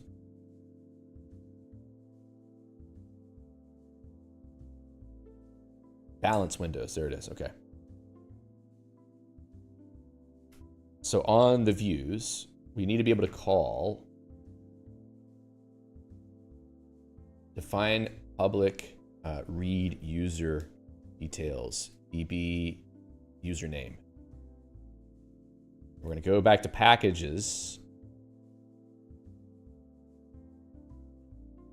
Read a package. Read package. There we go. I'm going to steal our little code here. Select star from users where name equals name. Name is username. And then it's name, full name, email, bio, right? Is that what we had in the name, full name, email, bio? Cool. So that gives us the information back. We also need a record type. So I'm going to pull in use module Surfy9. And then we're going to define a record type. Define record type user. When I did it with package, did I actually put anything special on the syntax there? No. Okay. User, make user. We also need password and stuff like that too. So maybe I need to rethink that for a moment, but it was about. No, it's called bio. We didn't go with about in the end. So make user name, full name, email, bio.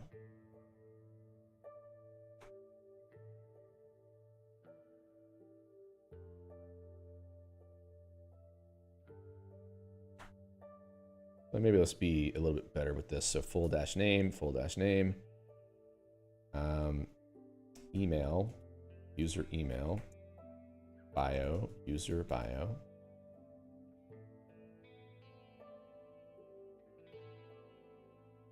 That's not actually... Yeah, we don't need to read the password ever. So let's not even do that. Okay, so that's that. We got a user type. So that means we can create an instance of that. So make user name, full name, email, bio.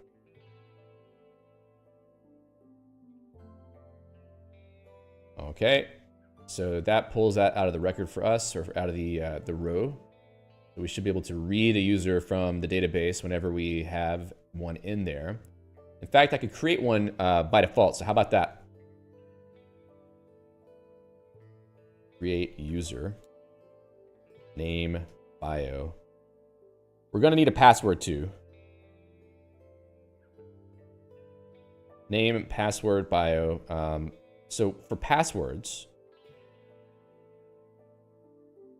probably something a little bit better. You know what I would really like is to not be in the business of dealing with passwords at all. I would rather do like an email-based login flow or federation with another established authentication provider like GitHub or something else. I think even Codeberg, OAuth. I think you can even do Codeberg as an identity provider. Codeberg identity provider. So it's possible to do these things. eCloak.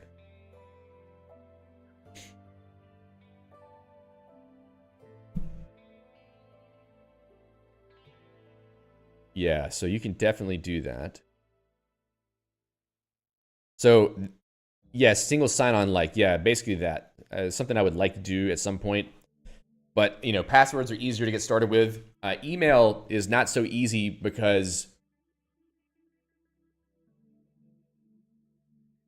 you have to send it from a trusted source so it doesn't get treated as spam. So you either have to use one of those email, cloud email provider things. It's like an API for sending emails, which costs money, which is fine, I guess. Or you have to use your existing email account to send mails. And I kind of do that a little bit, but it might be kind of on the edge of terms of service. So I don't want to do that for a real site that's going to be sending more emails than what some of the system crapper stuff does.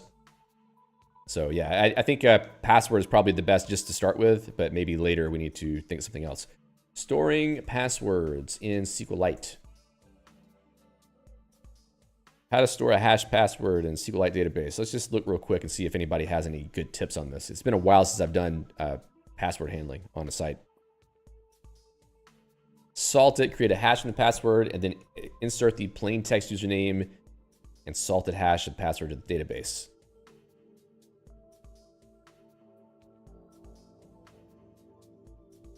Don't use SHA-1.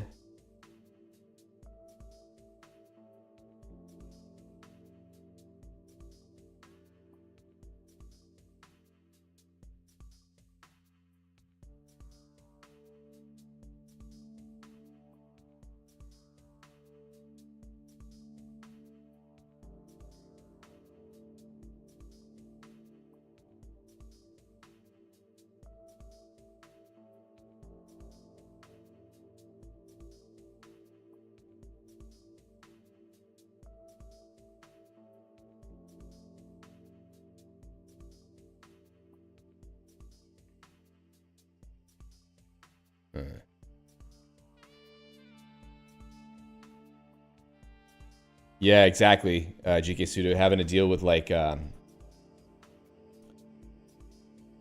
crypt key salt. Encrypt key with the addition of salt using the crypt C library call. Get past that encryption procedure per se appears here because often used in combination with crypt. Huh. Yeah, this is not Friday Savage Banana Soup. This is not a Friday stream. This is a different kind of stream. Not suited for strong encryption. Their only interface is the well-known and common system library. Okay. Whoops. Encrypting passwords. GNU C reference. Hey, Zane.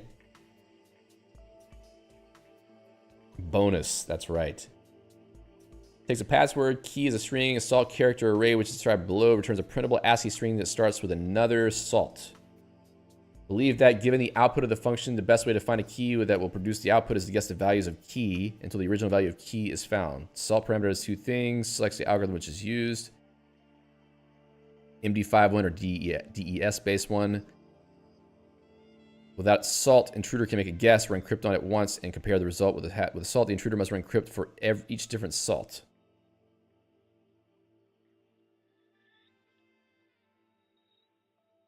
Followed by up to 8 characters. DES, it should consist of 2 characters from the alphabet. Okay, so MD5 is preferred. I suppose it's something we could try to use.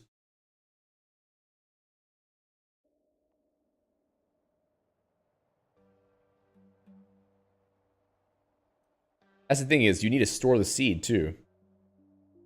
I guess it makes sense to store the seed in the database, but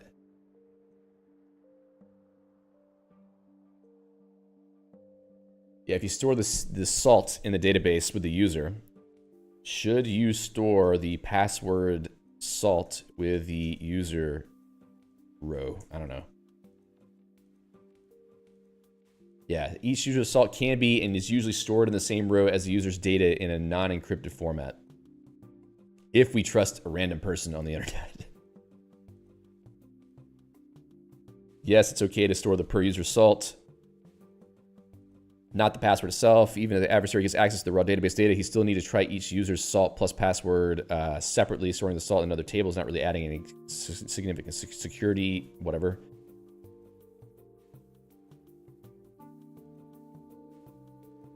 I don't want to spend a lot of time on this. We may just store a plain text password for now, or an MD5 hash password, Guile MD5. I don't really care, okay? Press content MD5. Excuse me. What does that even do?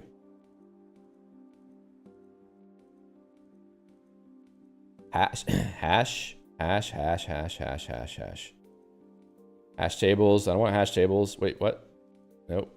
Hash tables, hash lists, hash tables. We've seen all these before. Okay. SHA dash. Let's see if there's any libraries in Geeks. So Geeks packages by name. Come on. Guile dash.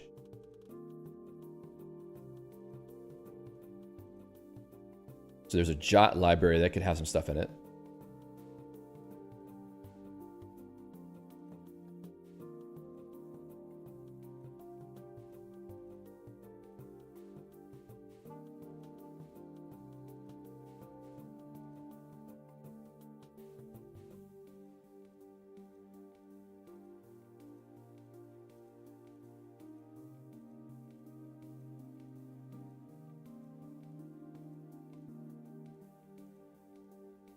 Just looking to see if I can find something that might have hashing algorithms or something.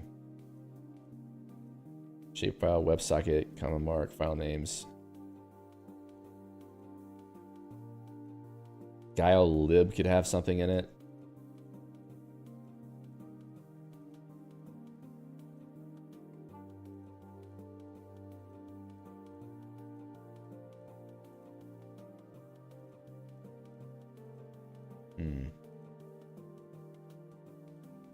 What had I seen before?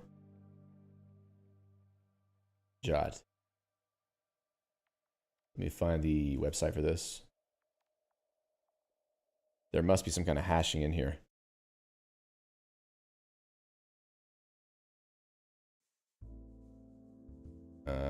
Commits. A list instead of hash tables.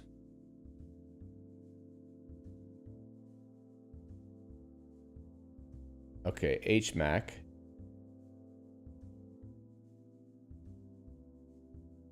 Base 64 encoding and decoding.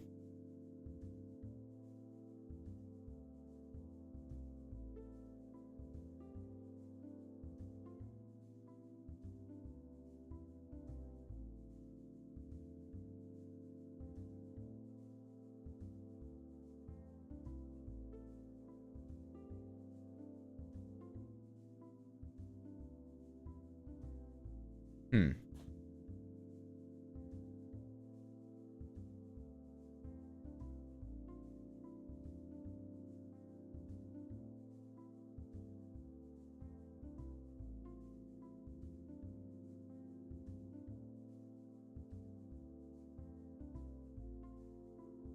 Not a whole lot in there, is there?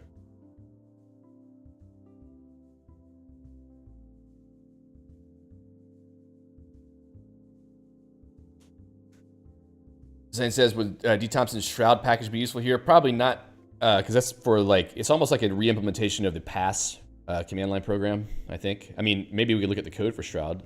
D. Thompson Shroud. It's probably using GPG, though, under the covers, so that also doesn't help a whole lot. Yeah, it's just GPG encrypted secrets. Useful in its own way, but we need to put stuff in the database. Guile SHA 1 hash. I don't know, dude. Oh, Guile hashing? Ah. Did I not see that? Guile hashing? Well, hell yeah. There we go.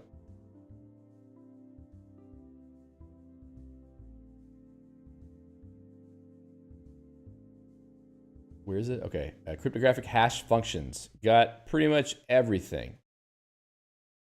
Great. That's good enough. I mean, like, it's basic. I don't care too much. We can pull that in. So let's go into our manifest.scm file at the base, manifest.scm, Guile hashing. Now we need to go back and kill our running server, and we're going to rerun this because it's going to pull in the new dependency. Now we have the hash functions, and we should be able to go in and use those. So in users, when I create a user, name, password, bio, full name, email, bio, then we can insert a new row in the database. Let hashed pass, and then if we pull in, like I started the server, let me reconnect the REPL. Okay, got the REPL reconnected. Then we can go back into site models users to experiment with this. Oh, okay, so 30. Oh, fine, yeah, sure.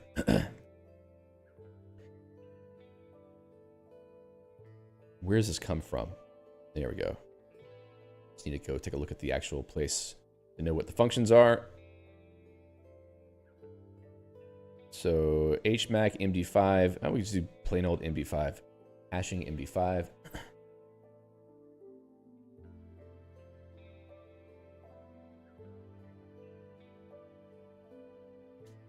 Or SHA. Why not just something better? Who knows? SHA-2.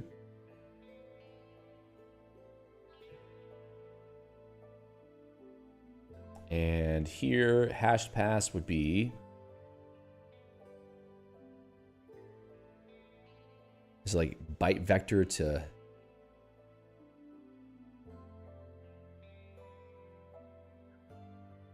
make SHA-2 initial hash.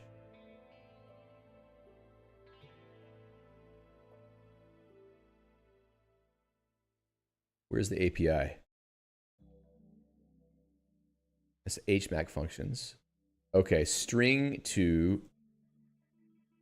They don't have them. SHA something to string. SHA-512 a string. Make SHA-512. Make SHA-2 initial hash. Okay, so make SHA. So make SHA-2. What does that return? Make SHA. Wow. Make SHA state.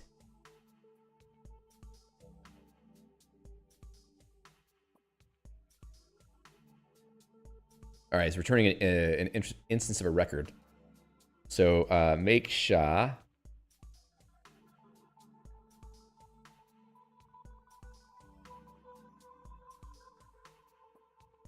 Is there any description of how to use this?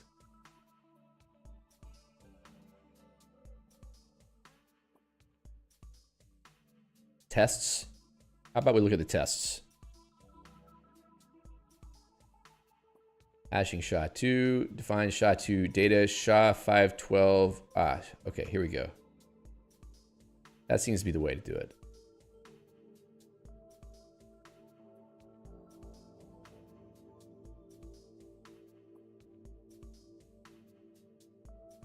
I think I have too many parens here.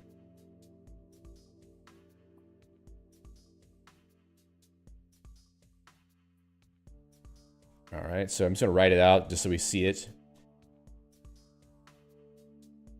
And then, yeah, let's just do that for now.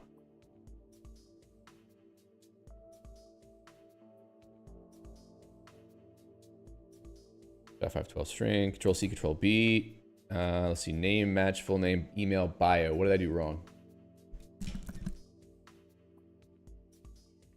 Oh, I have a match in here somewhere?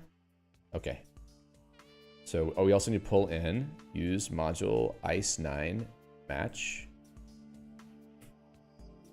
Got it. All right, so that's better. Now we can go here and type create user.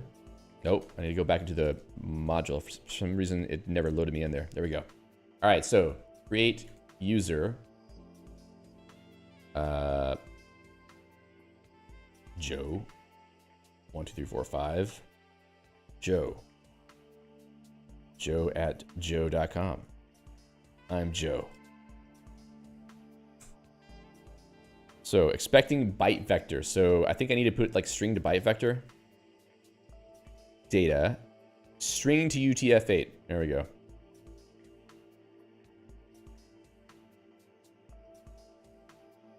And I think that's in a different module.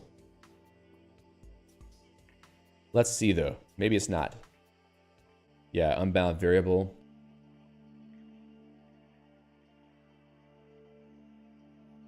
RNRS byte vector. Is that it?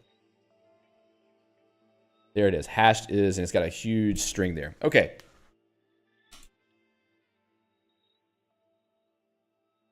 Let's see. Savage Banana Soup says, if I remember rightly, my Fast API app uses combination of date, time, secret key, and hash to encrypt passwords. Yeah, we definitely need more than just SHA-512. I mean, obviously needs more than that. So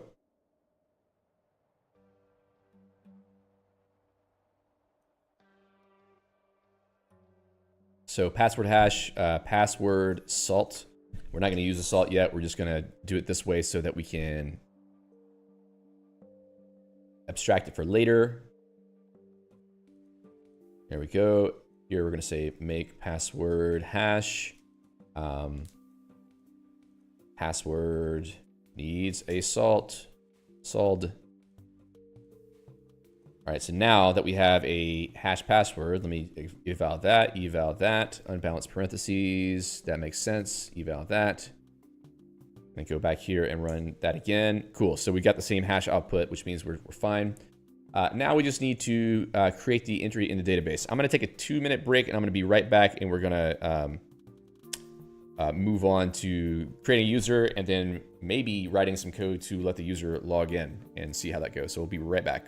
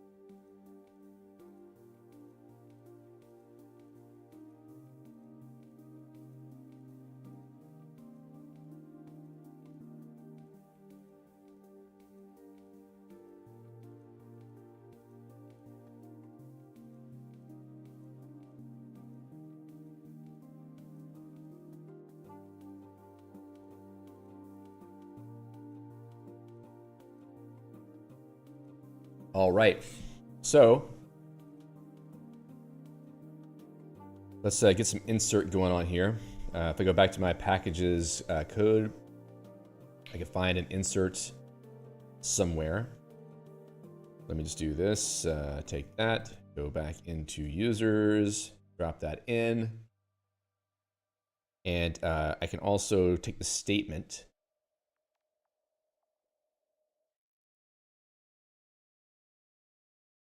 and put this in as well. Insert into users.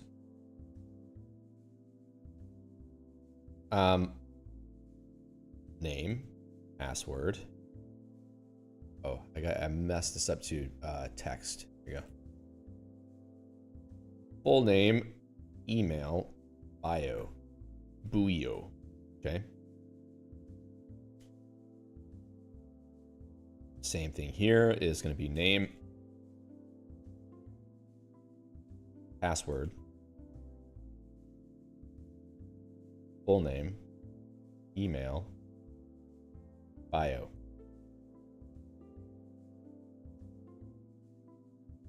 All right, so we got the query ready. Now let's bind everything up. Name.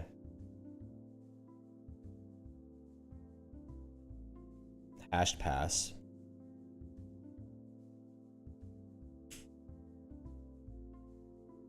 Full name.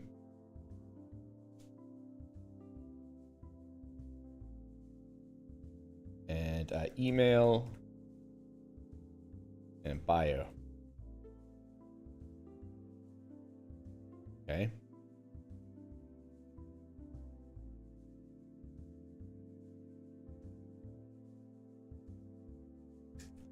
So we should be able to create a user with that. If I eval this, possibly unbound variable DB, I need to put DB here, DB. Also, I need to roll the database because I've already screwed up the table schema, or I need to redo the table schema, basically.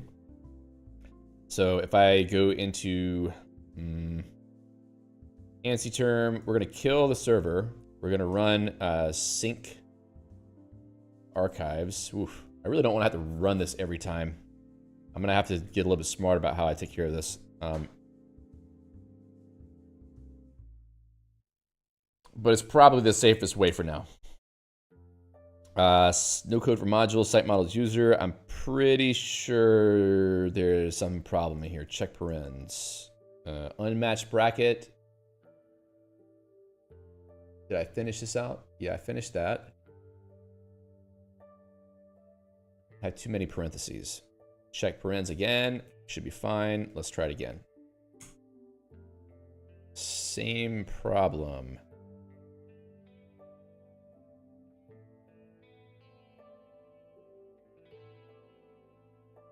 In use modules. Okay. No code for modules. Site models, modules users. Okay, that's why I'm in the wrong place. Sync archives. It's users here. I really need to get my pluralization strategy dialed in. All right, so now we're fetching ELP repositories to repopulate the database. And then I think we've already got our user database stuff set up as well. At least it should be the case.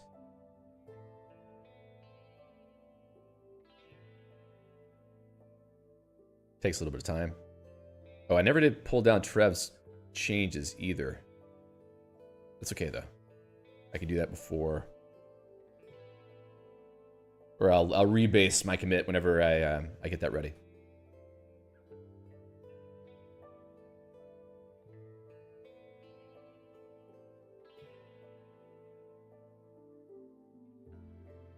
Okay, so we got a database set up. We can run the server again. Sync archive, start server. And if I go back to our website right here, refresh, it's loading. Okay. Now, I want to go back into the REPL. So if I use Geyser connect back to localhost, then go back into users.scm, go back into site models users. I should be able to run. create user again. Right, wrong number of arguments. Procedure create user. I need to put a DB argument in there as well. So let's do DB open. And that should be a new user that is created in the database. So now we should be able to do some experimentation against that. Define public, let's see. I want a function for validating that a user is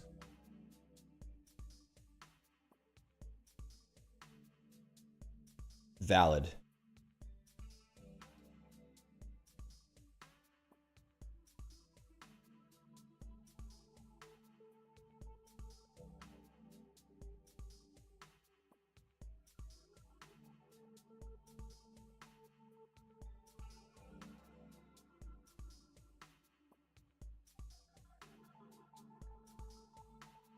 So we could do a query for this.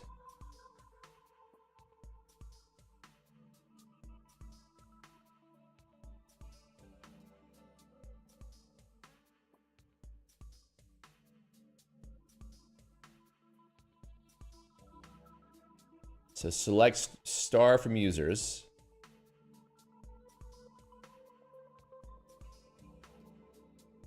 I'll just say select name from users, where name was name, and what's the multi-query thing? Is a comma for multiple?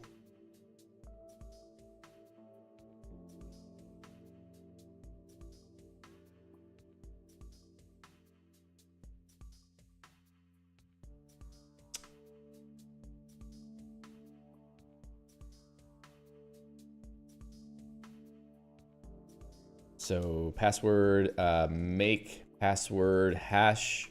Ooh, I need to have the salt to do that. So I'd have to query for the salt first. But that's okay. Let's just not worry about that yet. Did I call it that? Make password hash. Make password hash. Password needs a salt. Okay.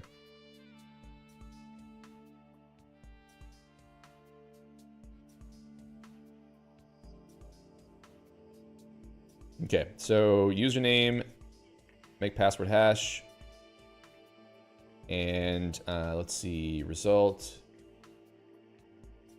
match,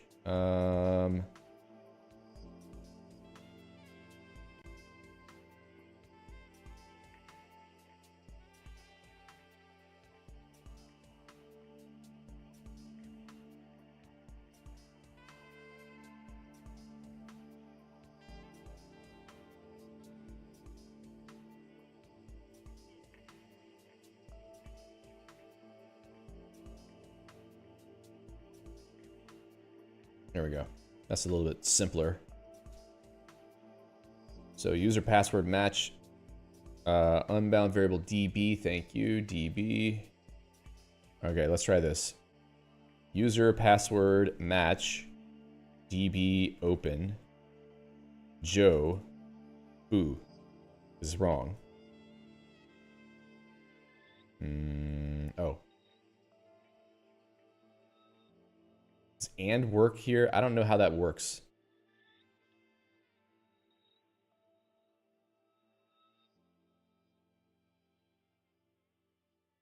Oh.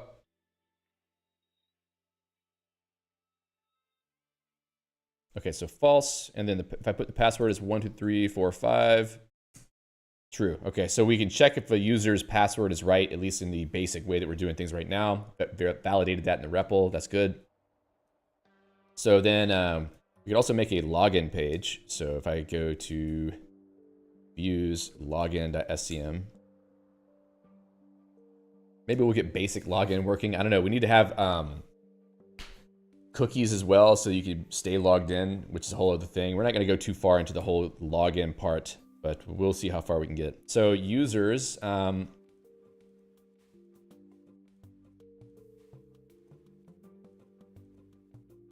if we go to routes, I need to add a login route.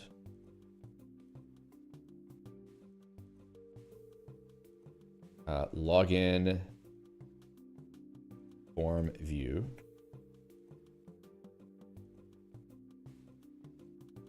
Also need to say use module site views login. I forgot some other stuff here too. Use module site views users.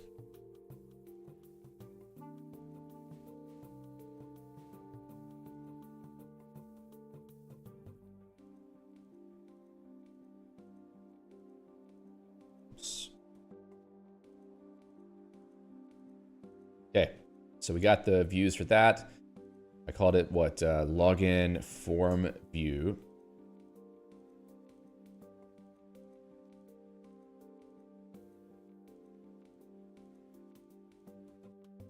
Probably need to pull in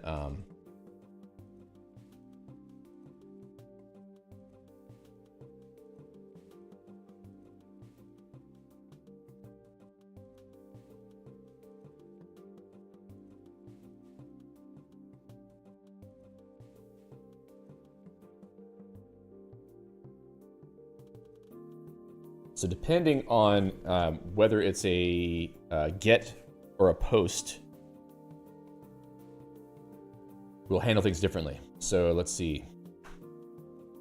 Let star request is context request CTX. Now, Guile web server. Actually, we need the request library. So if we go up, requests. I should probably look at this up in Emacs. Web request.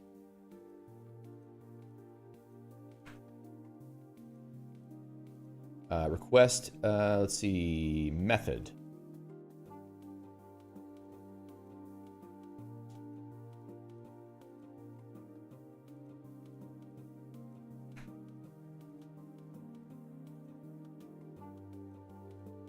Let me see here. Peter says MD5 is thoroughly broken for hashing passwords. It is barely better than plain text. Yeah, we're not going to bother with that one. All right, so I don't know how they represent these, but we're going to say get for now.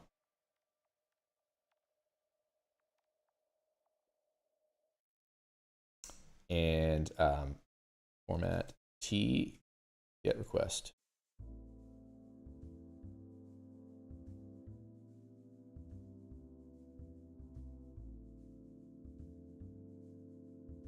All right. There we go. So now we should be able to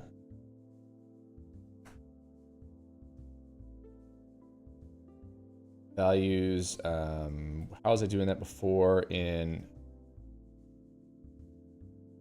other places? There we go. Content type.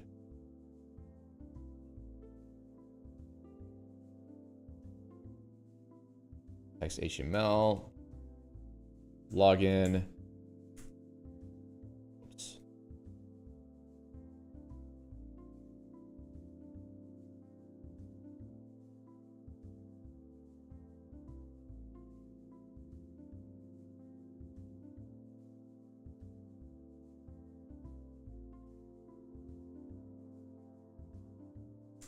I forget the syntax for forms. There we go. Perfect. But where's the stuff for that?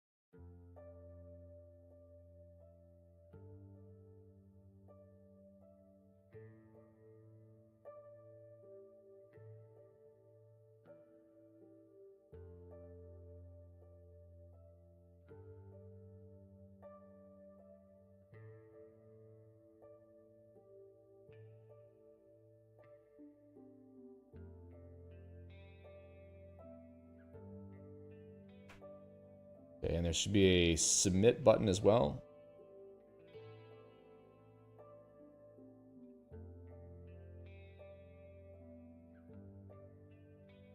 Input type submit.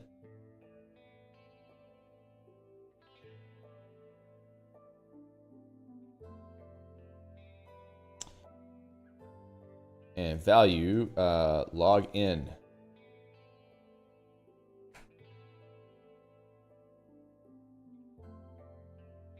That's part of the form itself. And that's part of the body. All right, so that's a login form. Also, we need form action.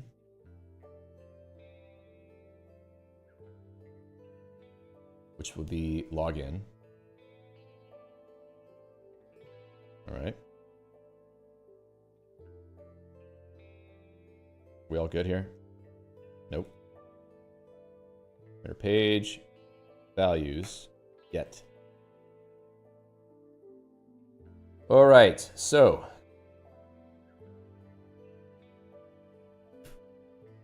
render page, we need to pull in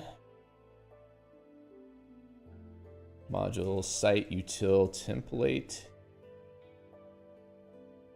Template, okay, it's template. Control C, Control B, got it. So now, we go back to routes.scm, Control C, Control B to reevaluate that. Looks fine, I think, right? Let's go back to the main page, reload, slash login. There it is, username, password. So we still need to put some line breaks, but that's fine. It's good enough for now. Rodaki Game says, first time watching on Twitch. I'm guessing this is part of the creating a website for Emacs packages in Guile. Yes, that's right. That's right. Okay, so username and password, Joe Fu. Click login, and let's see, what does it give me in the ANSI term? Get request. Okay, so it didn't actually do it as a post. I think there's another thing in the form, action, like a method.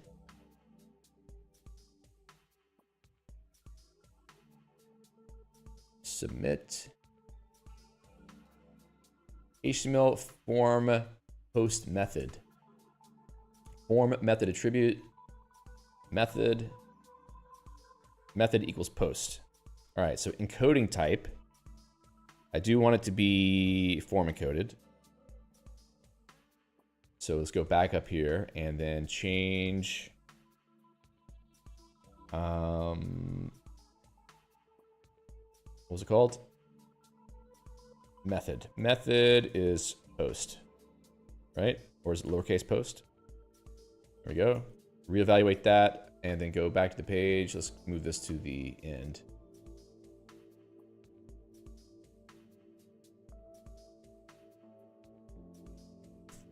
All right, so here I'm just gonna type Joe and Fu, press enter. Yeah, I think that's right. Now it seems to have done it.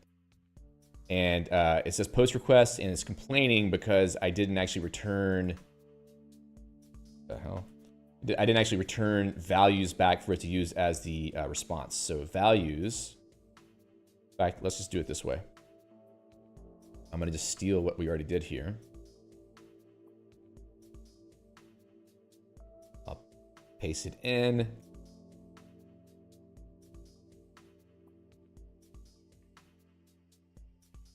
Leave it at that. Okay. Because we just want to see that the stuff goes through. Reload that. Reload this page to resend. Cool. Are we logged in yet? So it did actually send the post request again. We can try it one more time too, and try to actually read the data from the body. So what I don't know yet is how do you read the form data from the body? So we got the body stuff here. Let me go up again. Transfer codings. Probably not.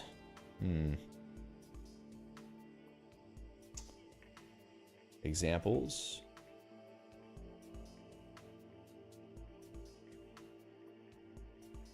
possible that I'll have to parse it myself. In fact, I could probably just write out the contents of the body. So let's see, format, T, request, body. Let's try that one more time. Where did I, there it is. Resend. The body is a byte vector. It needs to be turned to a string. So UTF-8 string body. Reload. Oh. Gotta pull in RNRS byte vectors.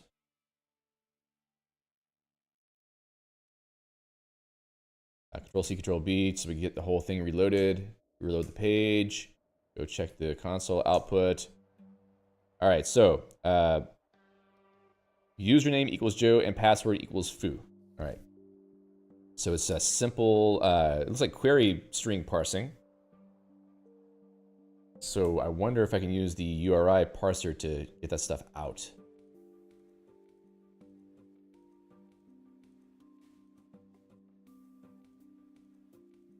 Let's go in the REPL and give it a shot, because I think it would be easier to try it that way. All right, so back in the Geyser REPL, use web. Is it web URI or just URI? Web URI. Web URI. Build URI.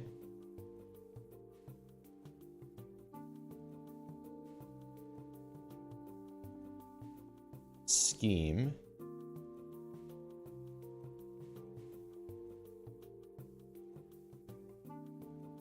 Query is URI decode, percent decode, no. Decode, split and decode URI path. String URI to reference. It may not give me the actual values though. I guess I may just parse that myself. That's fine. So what was the string looking like?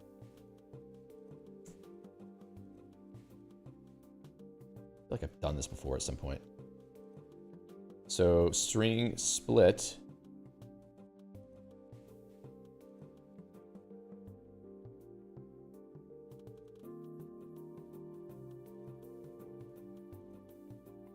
On the ampersand. Okay, and then map lambda pair or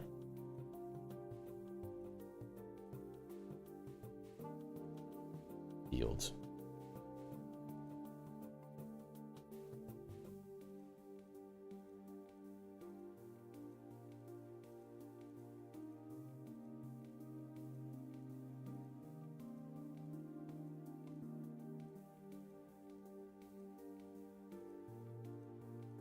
And then I kind of want to put that into a const pair. So if I do a string split on that, I can do a match on the string split value and then name value, const name value.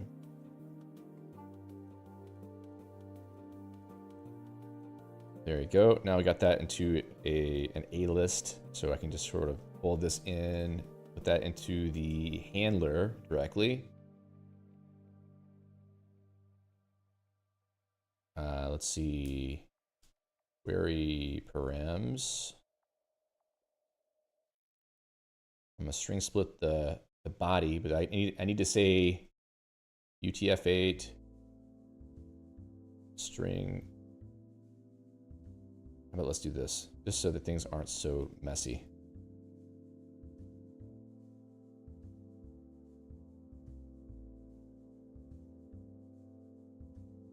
Okay, so we got body string, and we're going to put body string here. Query params. And then we can potentially destructure that Well, yeah, let's do it this way. Username is, what is it?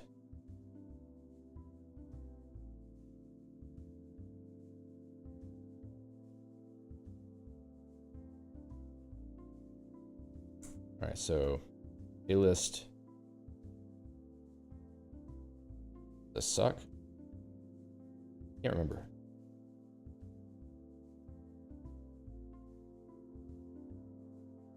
Whoops. Key A-list. Okay, so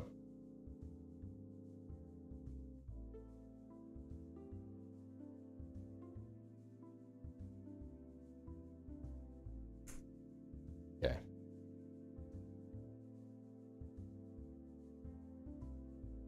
No. Cooter. Okay, so here we go. Cooter of a suck. Username. Query params.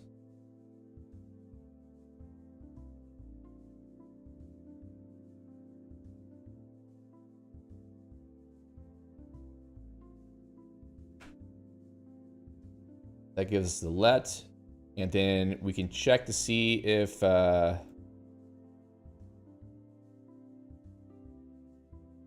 user password match.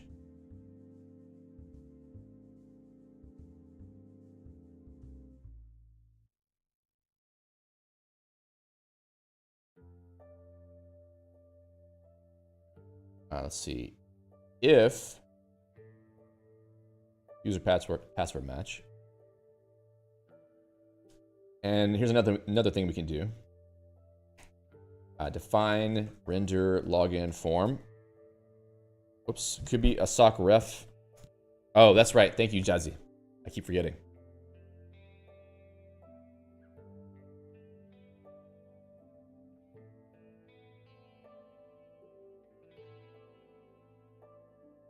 And just to make that clearer here. There we go. That's whoa.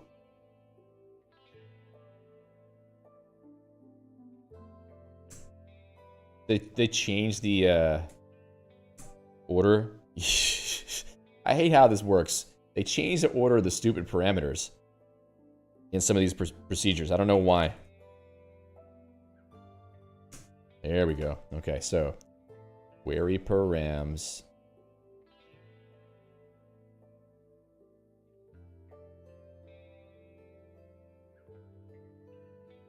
Okay, so if user password match, I was starting to write a render login form.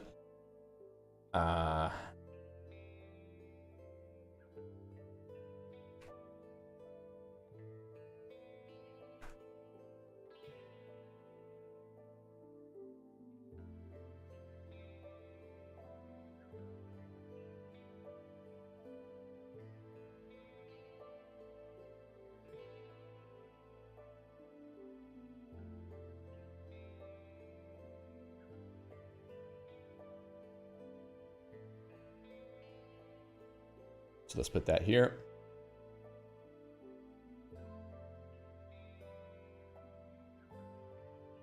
And then before the form,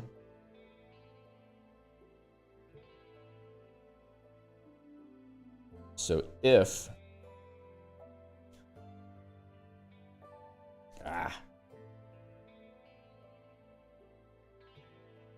if message, or yeah, if message, because we want to put just something, you know, just an empty string otherwise. So if message, message, I don't know, let's just say that. I mean, it could just be or message. No, it needs to be if, because we're going to put a little bit of extra stuff around it. In fact, like h3 message.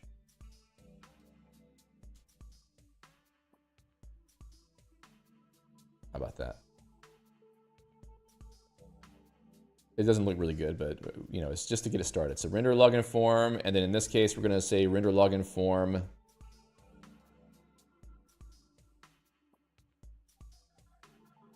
We also need to put some headers in on the response, I think.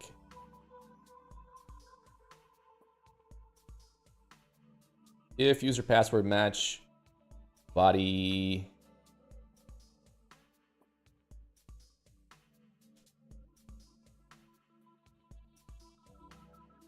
Yeah, we're going to do a redirect eventually, but right now let's just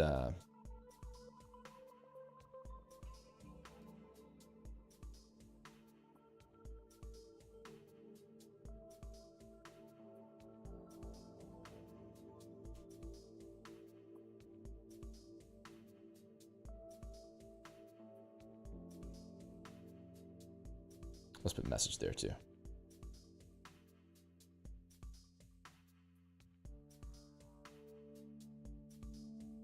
right, so title, login, and we're gonna do the same thing.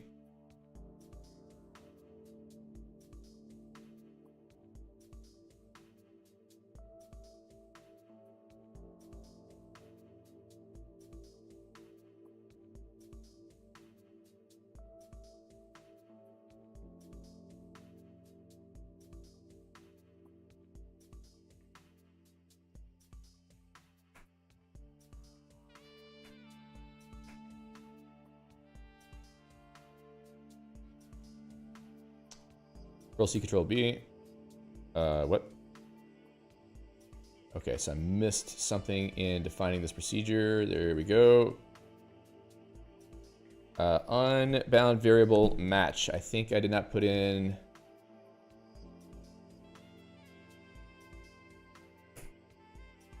User password match. I need to pull in site.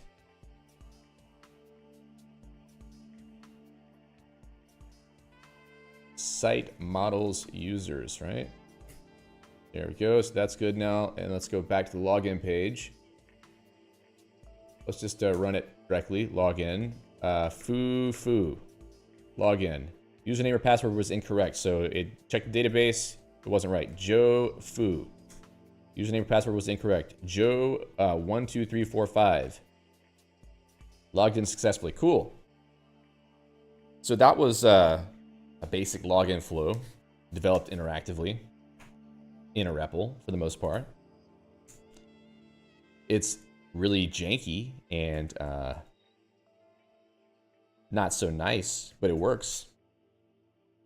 Rodaki Game says, anytime I hang out at one of your streams, always learn something new. Today I learned about Codeberg, CC Mixer, and Plausible, in addition to the actual stream content. Sorry I missed the rest of your message there, Rodaki Game, because the Twitch bridge is cutting that off. So if you want to say what the rest of that was, then I can try to answer it. All right, so I think I've reached the end of the stream time. We didn't get into creating tip entries yet, but at least we've got enough done with creating a user database, and we haven't gotten to creating users yet with a form. It would be fairly easy to do. I don't necessarily want to do that right now because it would take probably another 20 minutes at least. But we have a procedure that we can run in the REPL to create a user, which I did. We're able to check the username and password of the user at a login form and more or less say that they are logged in successfully. So the next step, let me just get over to the Crafter Hours notes here. So we did sort of that. You know, do we want to do like a user thing real quick? I mean, we have the information. So let me just pop over to users views, okay? User detail view. I already have a read user details procedure. Context DB. CTX username.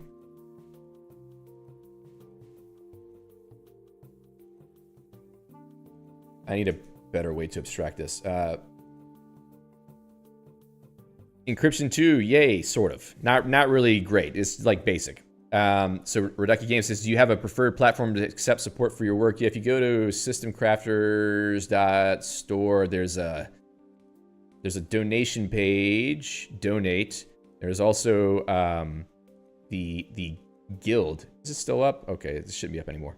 There's also the guild, which is like a monthly support thing if you want to do like a monthly support thing. But yeah, you could do a one-time donation as well on the website. So just go to systemcrafters.store for that. I really need to be mentioning these things every stream. I just forget. I'll do better about that. I have to do better about that. Values. Let me pull this in from login. I just forget what I'm supposed to do for these. There we go. Let's just do that. Back to user views. I'll paste that in.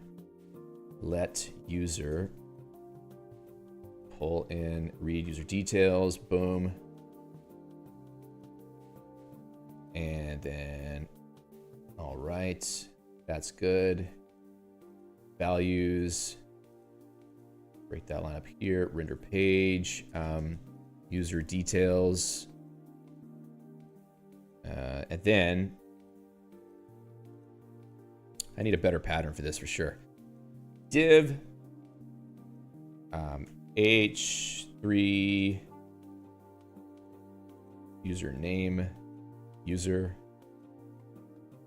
This is going to be really, really ugly. That's okay.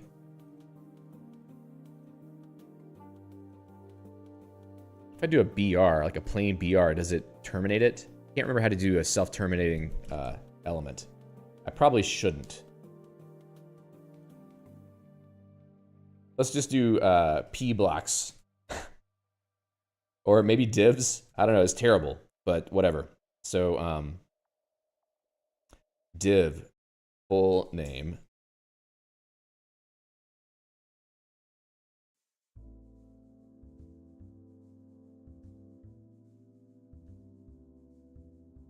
Bio. We're not going to put their email address public.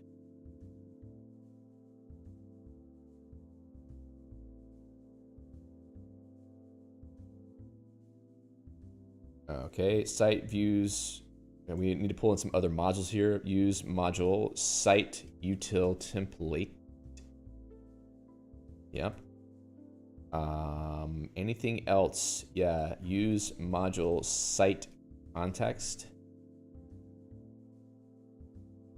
I think that's it. Control C, Control B. Oh, yeah. Use module. Come on. Site models users. I think I screwed that up. Site models users. Oh, hold on. Users. I need to go export some stuff. Export. Username, user full name, user bio. Probably user email too. Let's just drop some line breaks in there.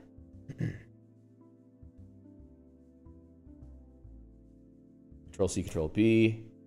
That one's good. Let's go back to the views. Control C, Control B. Boom.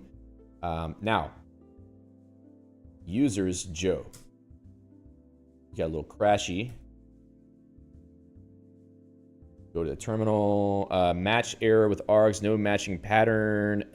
Oh, I need to go and update the match expression right here because I have password now, which is another field. So Control C, Control B. Reload the page. There we go. Full name Joe. I'm Joe. Cool. So we got basic user detail page loading up there. That's good. Didn't take very long. So let's go back to our log. So we created routes, views, and schemas. We did do that. Create routes and forms for user login. Doesn't fully, no cookies yet, let's say. No cookies yet. Create route and form for user login. We created schemas for package tips.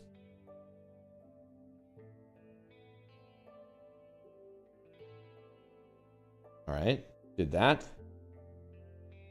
What else did we do? Next time, user registration form. Let's see, what else? On backlog, do proper password salting in the database. Tip submission form. Logged in sessions with logout.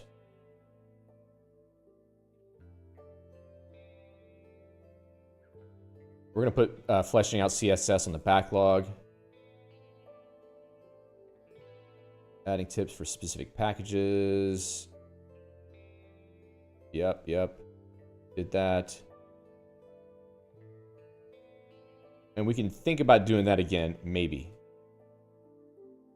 All right, so we did some things. I'm pretty happy with what we got done. It was, we only spent about an hour and a half on it, but we did get some progress made. We got some stuff done in the database, basic user account management and login.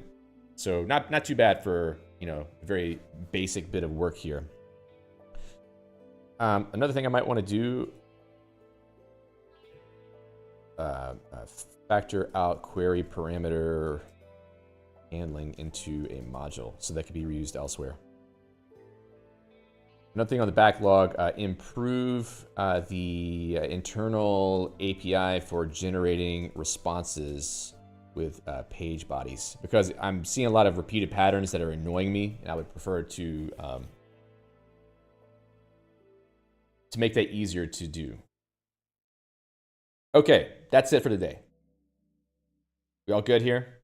I'm good. I feel good about it. So thank you all for being here today. Really appreciate your time and attention. Let me know in the comments if you have any thoughts about what we did today, or if you enjoy this stream format, or let me know anywhere else that you see me on the internet. I hope you have a great rest of your day. Be back here on Friday for the normal Friday stream. It won't be, working on this project. It will be some other topic, which I still haven't determined yet. But yeah, until then, happy hacking. We'll see you.